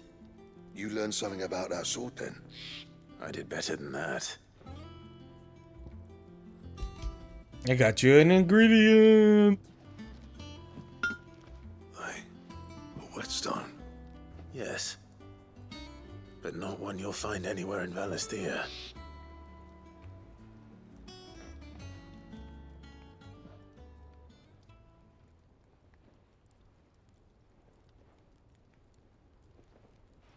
No wonder I couldn't get the same finish on the grinding wheel. One hit and all done, eh? Might not be so bad if all you ever fought were duels. Good luck on the battlefield. Your second opponent would be your last, no matter how good you were. Even so, is there some way it could be used to give the Cursebreakers an edge? I think so, yeah. With this whetstone and the right kind of steel, I could probably even make a twin of the blade that rattled me. But there'd be no replacing this little rock once I worn it down to a sliver. I reckon we get a dozen swords from it, if that. Swords that the Cursebreakers wouldn't know how to wield properly, and that would see them through a single fire piece. Nah, no point trying to copy that thing. Be about as much use as a wax anvil. But finishing our blades with a whetstone this fine, now that's something to consider. And what's finer than fallen masonry, eh? Or more hard-wearing, for that matter. Just imagine it. Good Valesthian steel with an edge as sharp as any found in the Outer Isles. I won't make a copy now. I'll make something much better. There we I'm sure go. the curse breakers will be delighted. Just don't push yourself too hard. Don't you worry about me, sunshine. I've been working day and night since I was half your age, and I'll still be here when you're long gone. Hey, thanks, Clive. I mean it. I owe you one, August too. It's good to know someone's looking out for me. You'll be happy to hear you said that. And I'll see that my debt to you's paid. First new blade I make's got your name on it. Yeah. Come and find me when you've got the materials. All right. I will.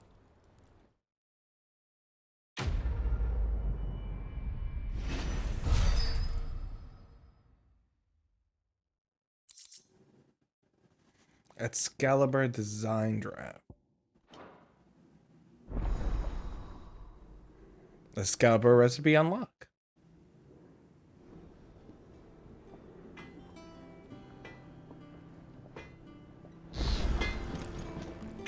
Back, are ya? So, what'll it be? Oh, I can't even make it. Okay. No scratches, right?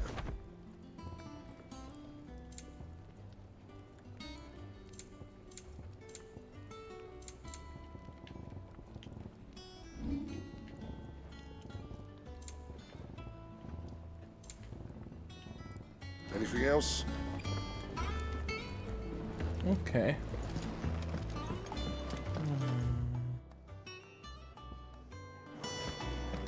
He cracked the crystal too. You're joking.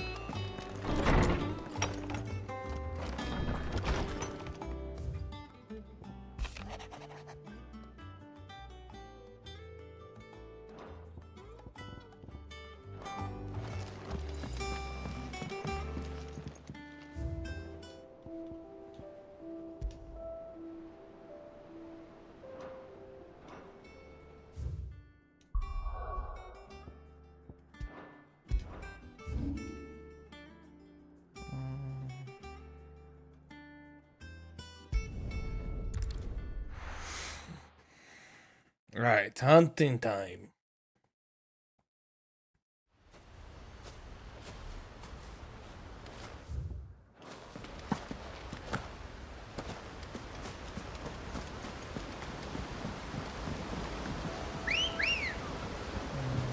Come on.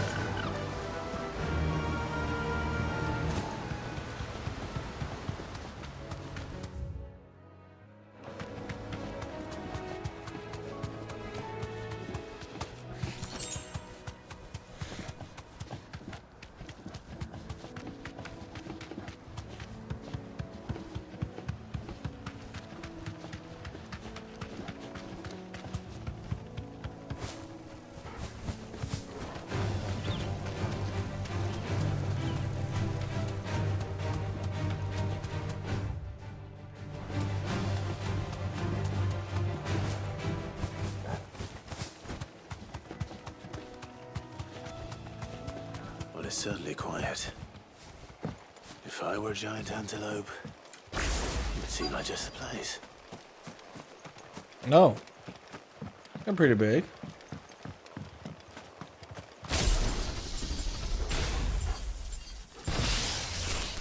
Doubt we'll find one bigger than that. You hungry, Torgal?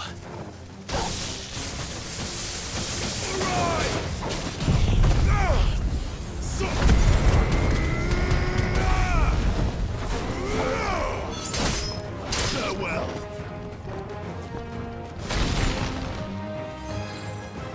No talk. It's over.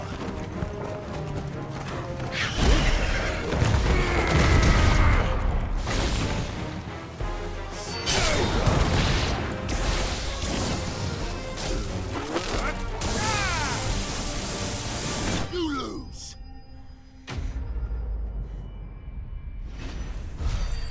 I felt bad because I was like bullying them.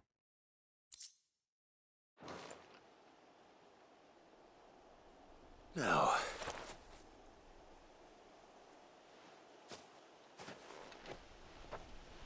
will it be enough, I wonder?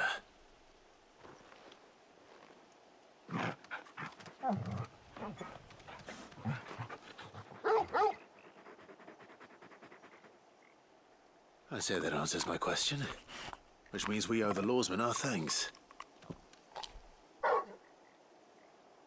You're just a big puppy, aren't you? A very big puppy. A very happy puppy.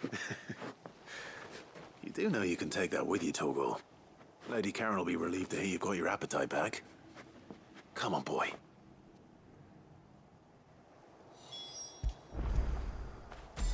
Get it, boy!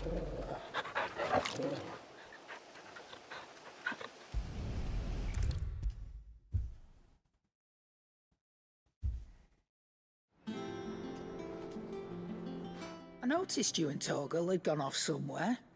Take him for a walk, did you? Something like that. You could say that.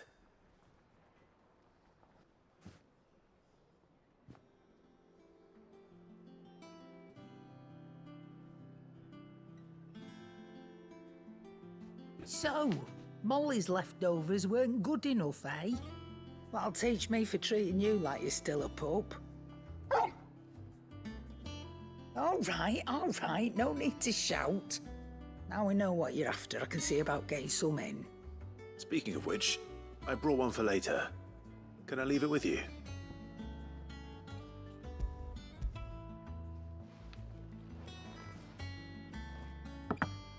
You can, eh?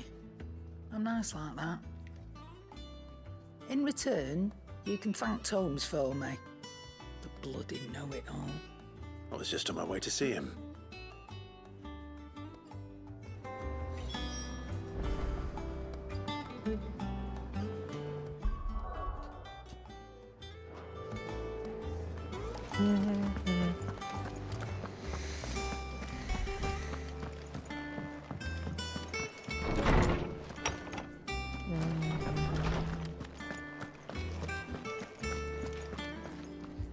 Ah, Clive. Were you able to locate your quarry? We were indeed, Lawsman. You pointed us in exactly the right direction. And Torgal's been a very happy hound ever since. Very good, very good. Lady Karen sends her thanks, by the way, for your part in solving the mystery. Ah. But that reminds me. After your last visit, I found myself pondering Torgal's talents. Do you recall our conversation concerning Lady Jill's role in Torgal's transformation? About how she somehow woke the power within him. Precisely that. A reasonable conclusion, I thought. But one which raised certain questions in my mind. You see, the Fenrir of legend served Shiva and Shiva alone. And while the powers attributed to him are certainly impressive, the records imply they are somewhat different in nature to those you described Torgal as having used. What are you suggesting? That Torgal may be the beneficiary of more than one icon's power. Consider that in addition to Lady Jill, he has served as a loyal companion to you, your brother, and even the late Cid. In short, the icons hitherto near at hand, or should I say at paw, have been diverse and plenty, and that number has only grown as the realm's dominance have fallen to your sword. One can but speculate as to how all of this has affected Torgal. He has seemed more fierce of late. And if I am not mistaken, he will grow fiercer still. We are fortunate indeed to be able to count him amongst our allies and not our adversaries. Oh, he's more than an ally. He's a friend. He's our friend.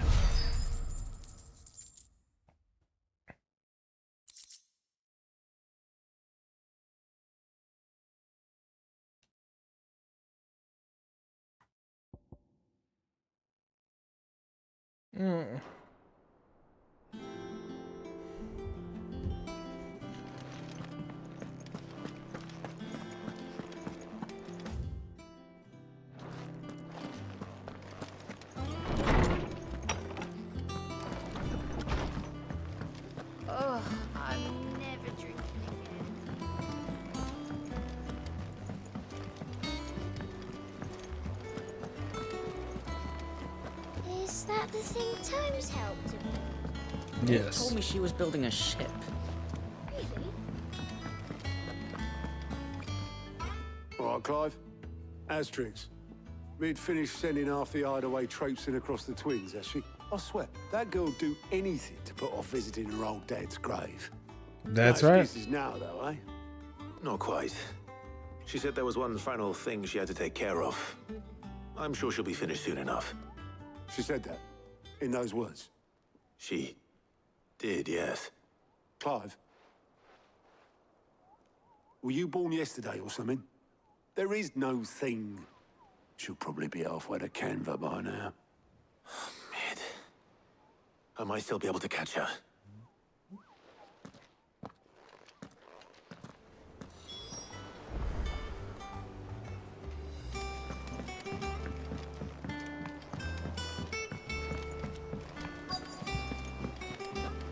Oh. Obolus, have you seen Mid? Yep. In a boat, going that way. Then I'm too late. You in a hurry and all, are you? Oh, I offered to take her across, but she wouldn't wait. Just paid for a dinghy and rowed off. Oars going like the clappers.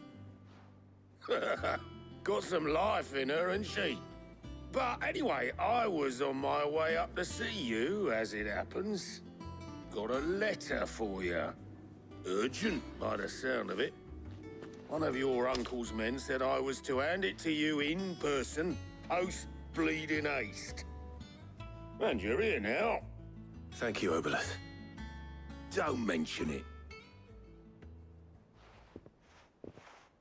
What tidings, Uncle?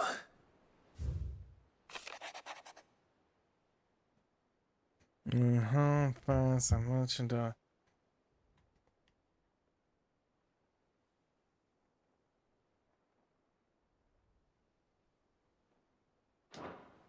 Trouble in Canva. Well, I'll need someone to keep an eye on Mid.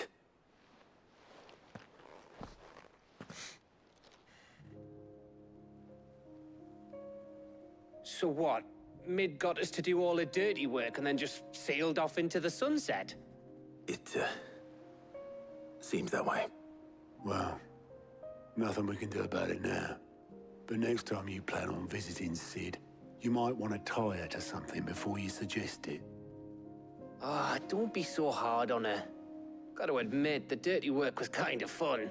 Everyone pitching in and all that bollocks. Just like when we built this place. You're right. Anyway, we all set to head to the old hideaway.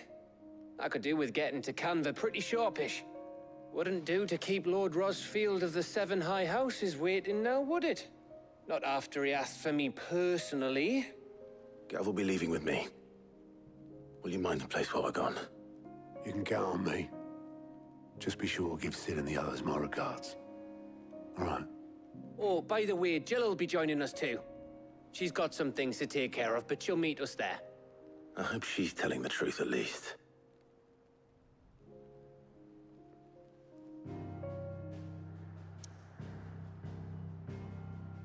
One person does a little lie. All doubtful.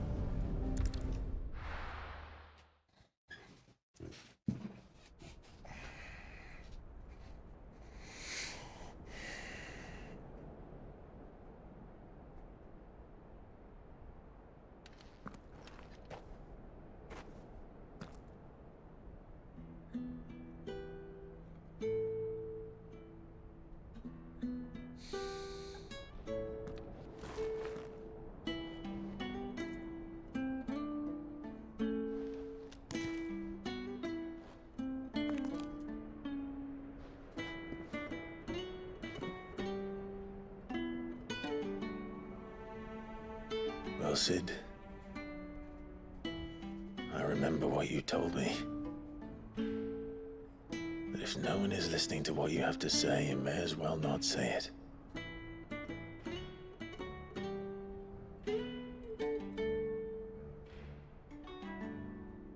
But I will say this, old friend.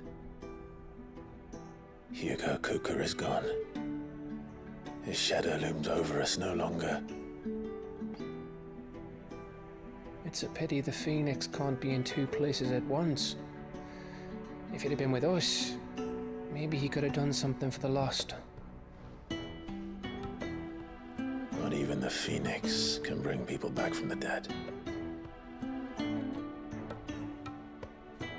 Life has a beginning and an end. So we must live while we have the chance. And not as slaves to the crystals, but as free men. May we join you? Yes.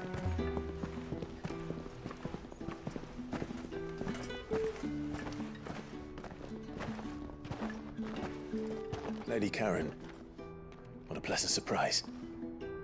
I thought I'd drop by and see how you were all doing before heading off to restock my supplies.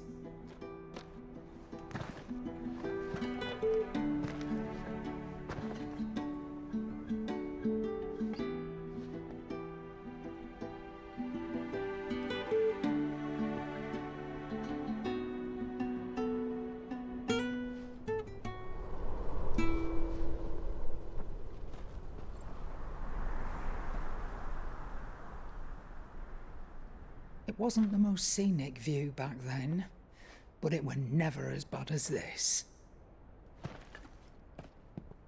I know. The Blight marches on. And soon, there will be no escaping sights like these. The Blight. It feels like Final Fantasy XVI's world is just very small.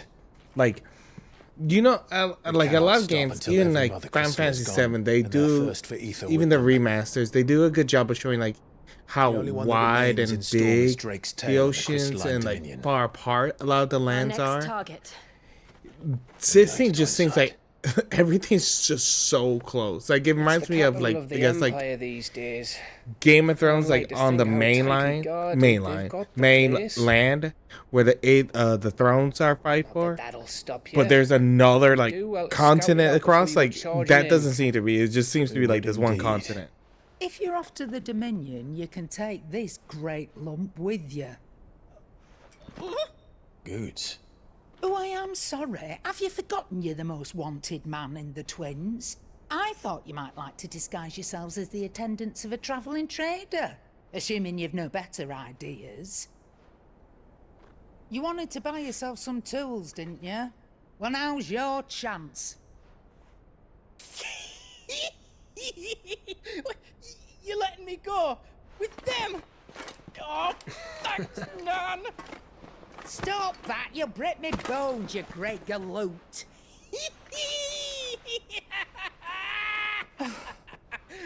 There's a caravan that runs back and forth between the Dominion and the Bocklad markets. It's managed by the Merchants Guild. Just show them Goots' traders pass and you'll be on your way. It'll be a damn sight less risky than footing it the length of the Crystal Road. That's for sure. Thank you, Karen. And glad to have you with us, Goots. Oh, okay then. I'll get me things and I'll meet yous there. See yous down in Bocklad. Get off! Me poor fingers! Oh, there she goes. Jill, you're with me. Understood. And Gav? Already on my way, Captain. Be careful. Aren't I always?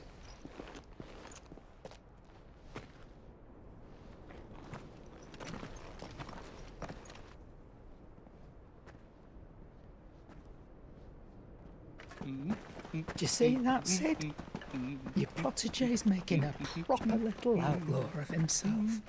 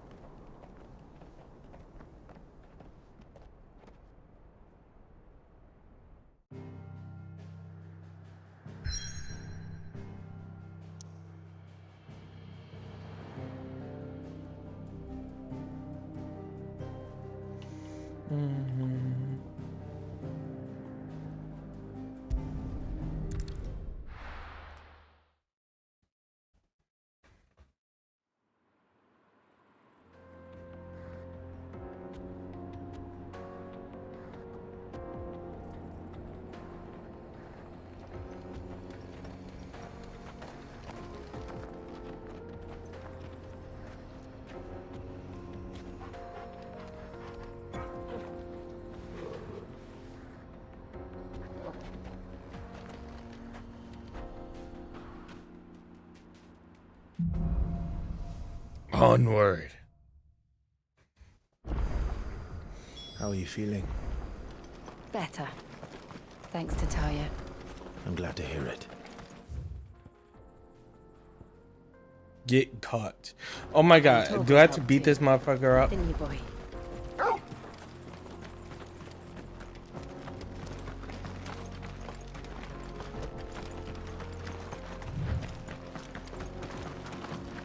This used to be a trade route for merchants crossing the Scars, till the Republic laid a new road wide enough to let wagons pass, and all official traffic moved there.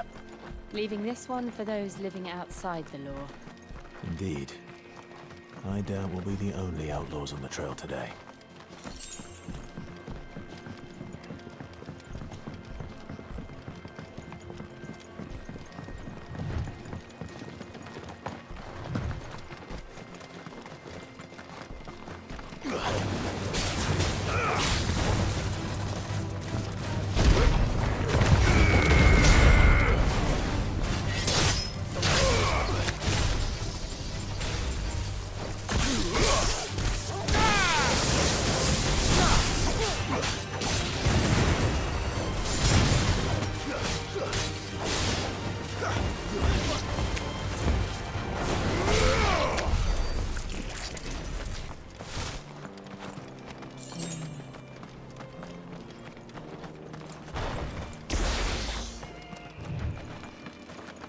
Let's see how kind he is. So what do you think? That we... Really? It's as bad as that? Super bad. There's trouble up ahead. And too much of it for us to handle. I take it there's danger on the road. No. What about this fearsome-looking fellow? You think he'd be equal to the task? Well, no doubt. Assuming he's willing to hear us out. Well met, friend. My brother and I have been tasked with finding a merchant's missing cart. You seen it by any chance? How does a merchant misplace his cart? Oh, the man's a coward. When he thought goblins might come a-snarling, he ran, leaving his livelihood abandoned in the pass. He sent the two of us to fetch it, but it's gone. Now, I'm not much of a thinker, but I know the work of thieves when I see it. My brother's right on all accounts. And by my estimation, the bastards are lying in wait just down the road. We may have seen our share of action, true, but we've not got the skill in arms to boldly brave an ambush. You, however, have the look of a man who needn't fear a band of backwater ruffians. What do you say? Will you help us out? Chances are they'll come for you either way. But if you promise to lend us a hand, at least you'll pocket a reward for your troubles. Fine. Well, if I'm going to have to deal with them anyway. You've clearly got a fine head on those broad shoulders. We're lucky you came along.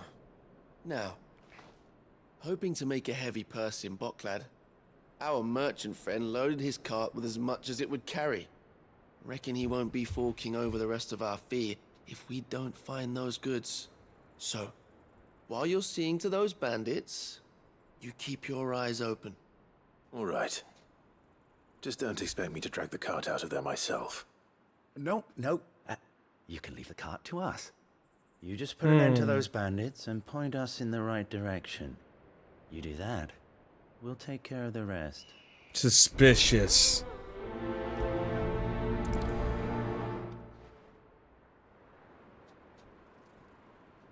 I'm sorry, my cat's here, and I'm trying to see if he sees the bunny. Because sometimes he has a bunny friend that comes out. He gets really excited when the bunny's out there. I'm not sure I trust those two. But if there are bandits lying in wait, I should probably take care of them. Look lively, you lot. We've got guests. Okay, start with this. These must be our bandits.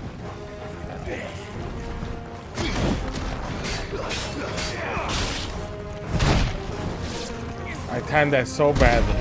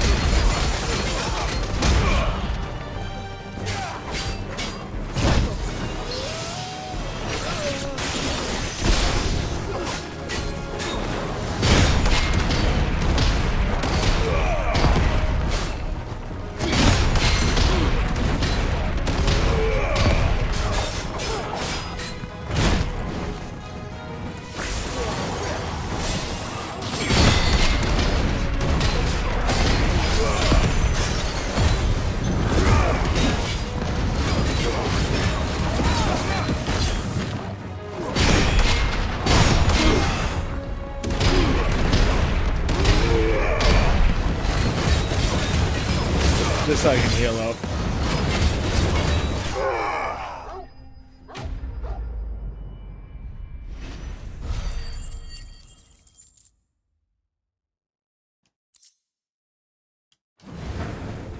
That's them dealt with. Now, where's that cart?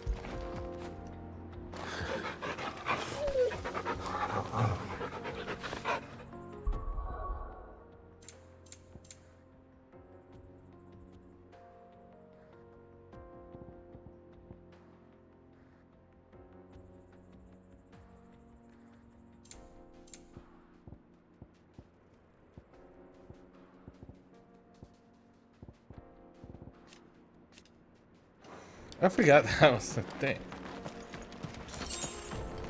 There's just such a quiet thing in the background that does.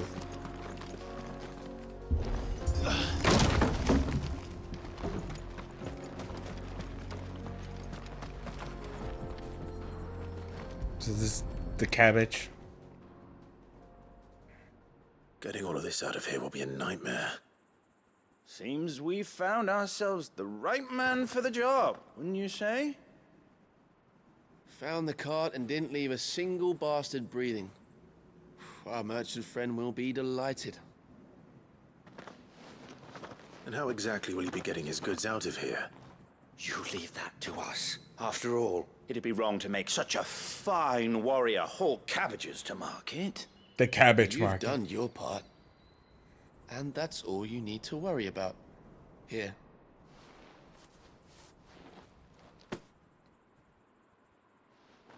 It's been a pleasure.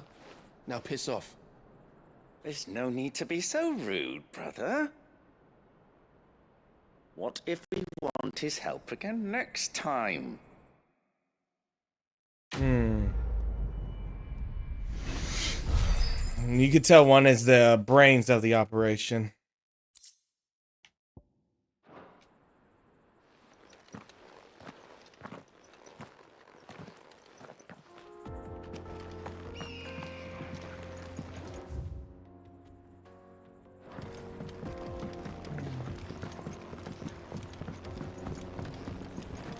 I see the Dalmex lag behind Rosaria when it comes to bridge building. The fallen ruin should hold at least.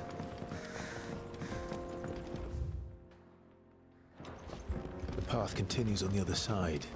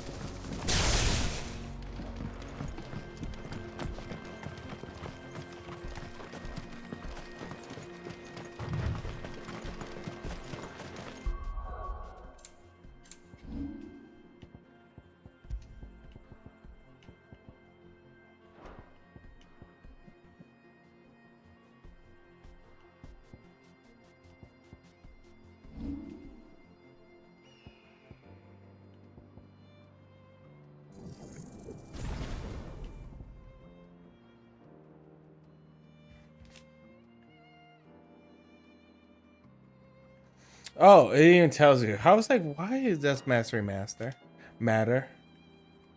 Well, any assignment, any engram. What does that mean? Hold on, what does that mean? Bukaruda. Oh! Oh! Oh! Oh!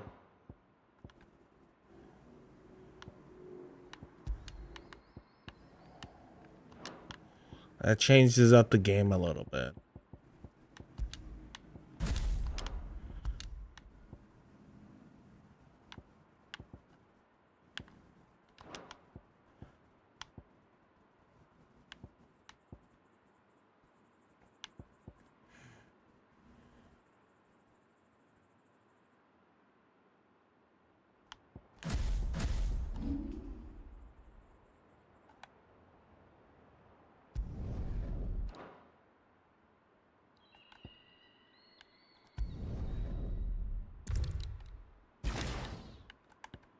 Okay. This will be the first one I do. And this.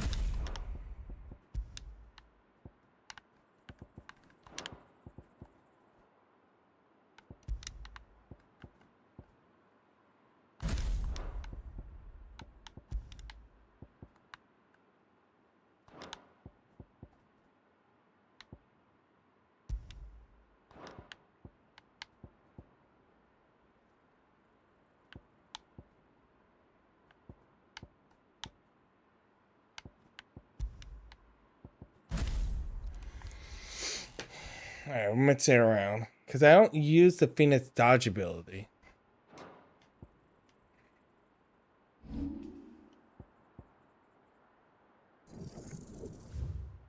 If I did, I'd probably use it better.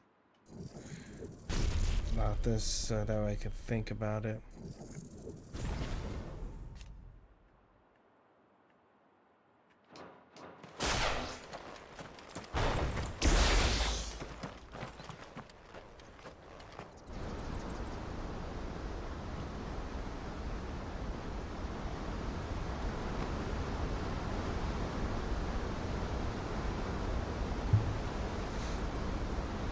The final sin. Is this a reference to Final Fantasy X? So this is Zemeckis. The land of the gods. It's even more impressive than I imagined. I remember being captivated by the story as a child. Long, long ago, man was overcome by avarice and challenged the gods in a bid to win their power. The final battle took place here, at these falls. Or so the legend goes. If anyone ever manages to plumb those depths, perhaps we'll learn if there's any truth to the tale. That the gods emerged victorious and punished man for his defiance by visiting upon him 2 curses. Dominance and bearers. To tell the truth, I always thought it strange that the dominant and their icons were deemed a curse. Back home, the dominant inherited the throne. They were admired and exalted, not spurned. Whenever I got to that part of the story, I always assumed there must be something I'd misunderstood. You had a lot of storybooks, didn't you?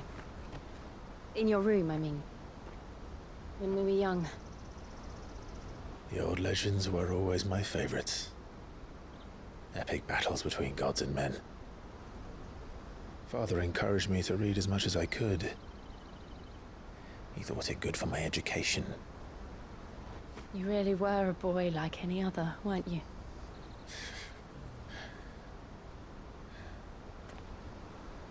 Just look at this place. It's enough to make you believe the legends are true. I know.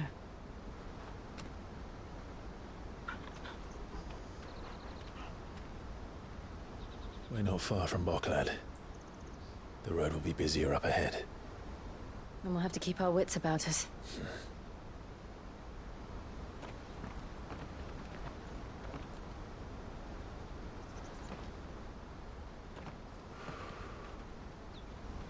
Clive? Something wrong? Maybe. Nothing. It's nothing.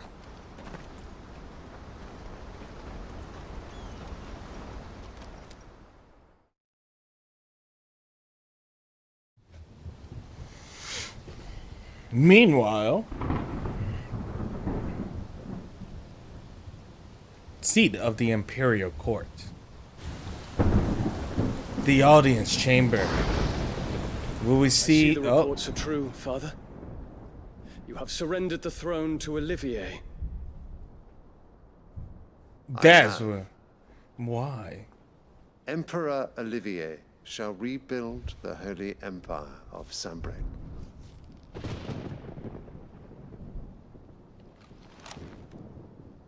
How is he to rule an empire? He is but a boy. I shall advise him until he comes of age. Father, please. Or for as long as I am able. The empire we seek to build needs young blood to rule it, and I can think of none better suited to the task.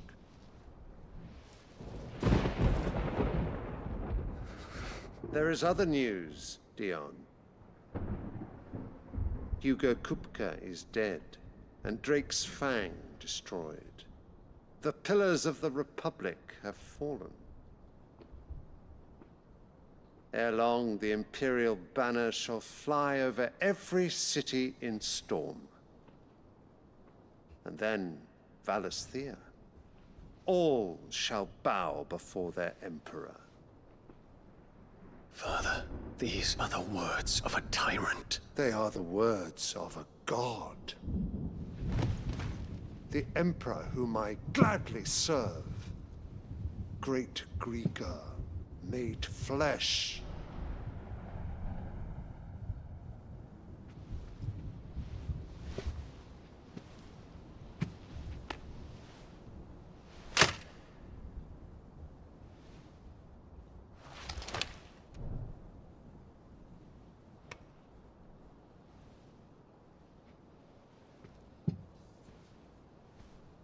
Return to your camp, Dion, and ready your forces. It is time to show the world the true power of Sambrec. So, like, what's the game plan for this empires to deal with the Blight? Like, the Blight feels like right at its doorsteps. I find you much changed. Is this truly the path you wish to tread? Or are these the ambitions of another? Of Ultima, perhaps? What nonsense is this? I speak my mind, and my mind only. Though I do owe Annabella thanks for reminding me of certain truths regarding the nature of nations, of rulers, and of the divine. You would trust the words of this traitress? She betrayed her country. She slew her husband. You have ever been an invaluable servant to Sambrek, Prince Dion. I trust you will continue to serve your Emperor in the wars to come. Canker! Silence! Insolent wretch! You will bend the knee. All else is heresy. Sire, forgive me. This audience is over. The motherfucker's Bahamut is at the fucking weak as hell. I'm trying to figure that part out. Oh, not another meeting with silly old men. They're so boring. I'm hungry, Father. Can't we have luncheon instead?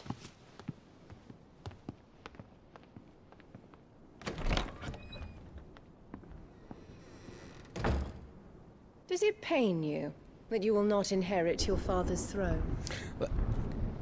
I'm gonna have to look this up if this bitch does not die by the end of this game. She is as irritating as Cersei's. Count your Not blessings, Cersei's. Dion.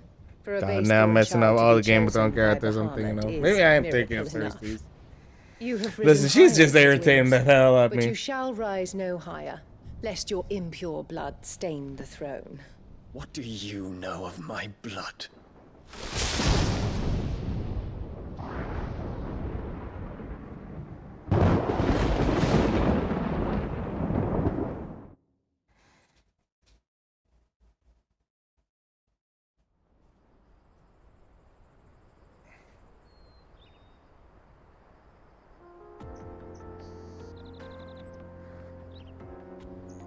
The book This club market that's to sort the of north.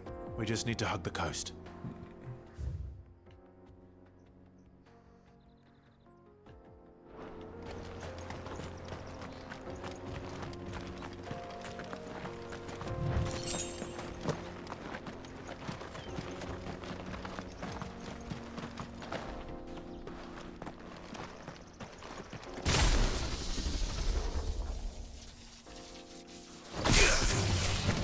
I was like, come on.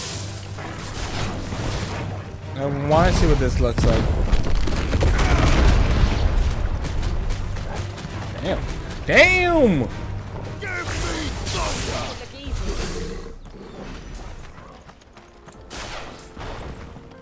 Oh, yeah. Now I gotta remove some stuff too. I forgot about that. Gear.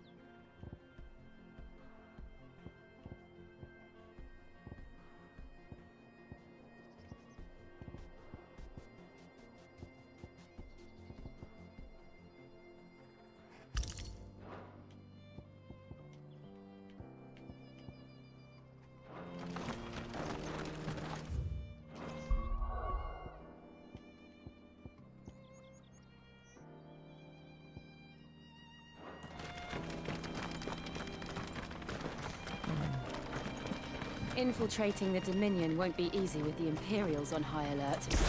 No. His Radiance has lost one capital already. We can be sure Sylvester will do everything in his power to hold on to Twinside. His troops are well trained and increasingly battle-hardened. But it's not as if we can wait for the siege to end. Ready, go? Fly, Ambrosia.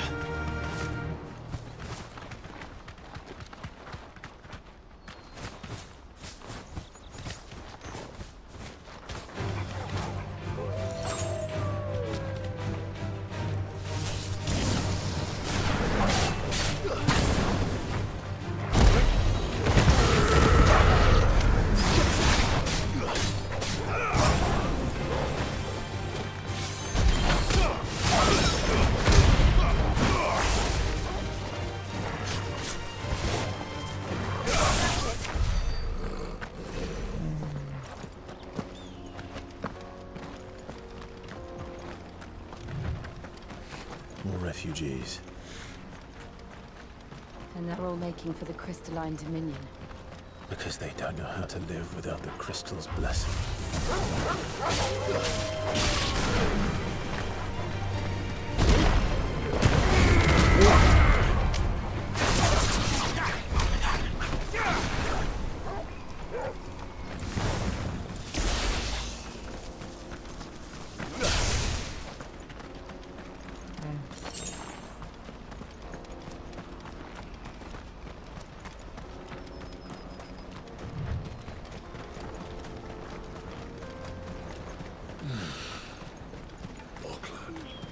There are no crystals here. This is where we're supposed to meet Goots, isn't it? That's right. He said he'd wait for us here after replenishing his supplies. I dare say he'll have finished by now. Hurry, man. I must leave for the dominion. Bloody crews and caravans. Scooping up all the best customers. Leave some for the rest of us. Okay, that unlocked. Good. Well met.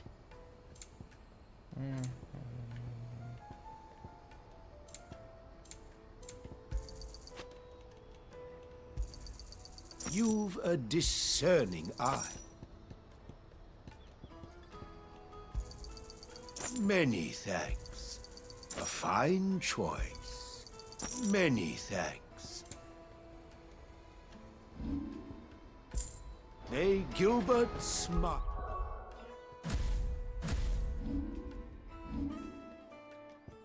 Out of my sight, wretch. Peaches and pears.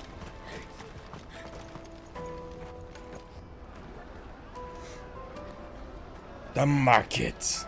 Wonders from across the water. Come one, come all. Feast your eyes. Good sir, can I interest you in...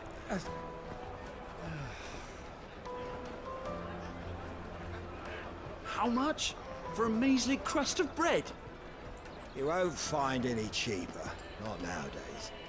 But you're more than welcome to look. Damn.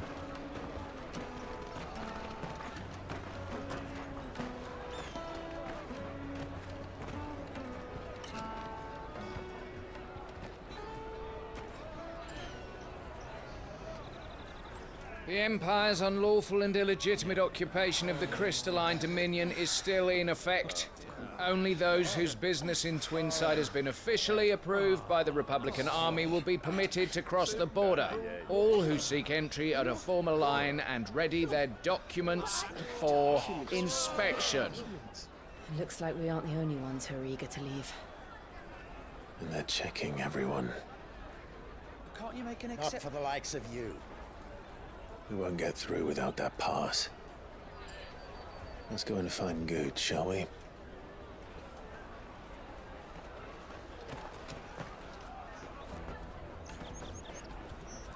He must be around here somewhere.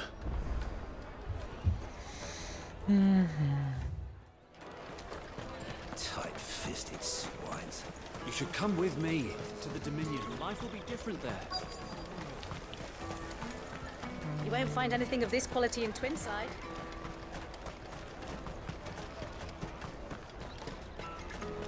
Found him. Ah, good. There you are. Clive, I'm so sorry. Don't tell Nan, will you? Slow down, Goots. Just tell us what happened. It's me trader's pass. It's gone. We cannot ride the caravan without it. We won't even be able to get through the flipping checkpoint. Do you remember when you last saw it? It was in my pocket a minute ago. Then a bairn bumped into me and... Yeah. You don't think that they might have nicked it, do you? It wouldn't surprise me. A busy market like this is prime territory for pickpockets. So, to get the pass back, we need to find this child. Where would we even start? I know where! I've got a pal in Bocklad who might be able to help us. No one knows more about what goes on round here than she does. Where do we find her? She's the owner of the Crimson Caravans, up that way. Sign's got a red chocobo on it. No time like the present. You two go on ahead. I'm gonna check the rest of my stuff, make sure no one else is missing. All right. We'll meet you there.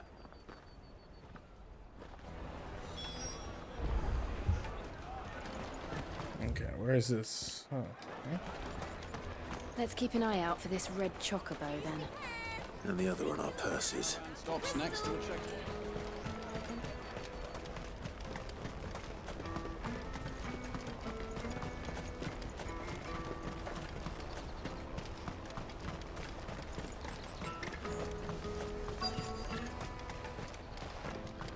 Oh, here? Looking to hire a coach? It's 10 million for a two-birder to the Crystalline Dominion. Take it or leave it. Oh, we're not here for that. Then I bid you good day. Wow, lady. Oh, wait! Don't go, El. He's me mate. As I live and breathe. Goots, what are you doing back in Boklad?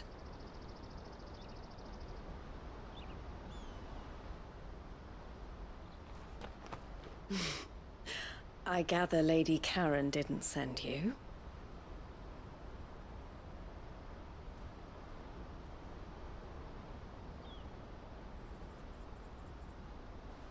So what trouble have you got yourself into this time? It's me trader's pass. It got stolen. By a little bairn. Of all the... You're the size of a marble. Honestly. Oh. Goots told us that you know the markets well. Might you have an idea which little bairn could have done this? We don't intend to punish them. We just need our pass back. Then, we can be on our way. I see. So neither of you has a trader's pass either. Not that anyone would take you for traders, but I suppose that's why you came to me, correct? Now, I can't say for sure who took your pass, but I suspect I know why they did it. Let me explain.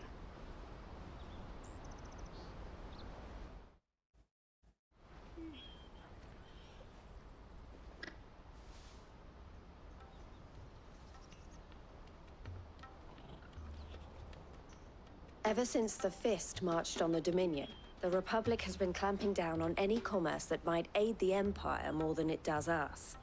Which means traders' passes have gone from being merely a way of easing one's progress to being essential if one wishes to cross the border at all. And with demand outstripping supply, they've become a precious commodity, leading some to seek to acquire them by less than legitimate means. So the children are stealing passes to sell on the black market? Yes and no. Passes are inscribed with the names of their owners, and yet none of the victims' names have appeared on the register of those passing through the checkpoint. Which means? That someone is doctoring the stolen passes. The same someone who is encouraging the children to steal them. And the same someone who has Goots' pass, no doubt. Whoever they are, they're ruining the livelihoods of honest merchants, which is why we've decided to take a stand. Will you stand with us? You want to get your pass back, and we want to ensure that no more are stolen. Catch whoever's behind it all, and two birds shall be slain with a single stone. Is there any other way of getting to the Crystalline Dominion, Goots? No. They won't let you in if you're not with the caravan. It's that, I don't know, try swimming across the strait. But the guards will definitely spot you if you try and do that. Like, we don't want to get spotted, right? So either we find the people who took the pass, or give up all hope of entering the Dominion. All right. We'll help. Thank you kindly. But I don't know your name. Eloise at your service. Sid. Oh, we're going with Clive this A time. pleasure Okay. doing business with you, Clive.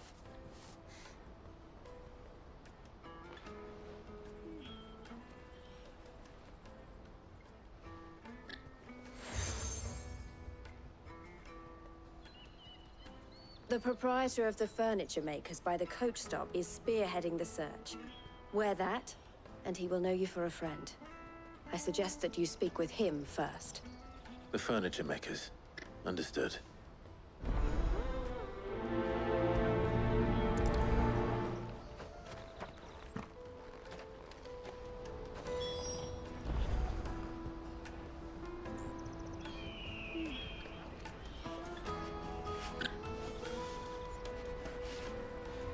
All right. With that, we'll let that be there. We're gonna save it here. And next time, we go deal with those damn kids. And the damn thieving. Always, why things can't be simple.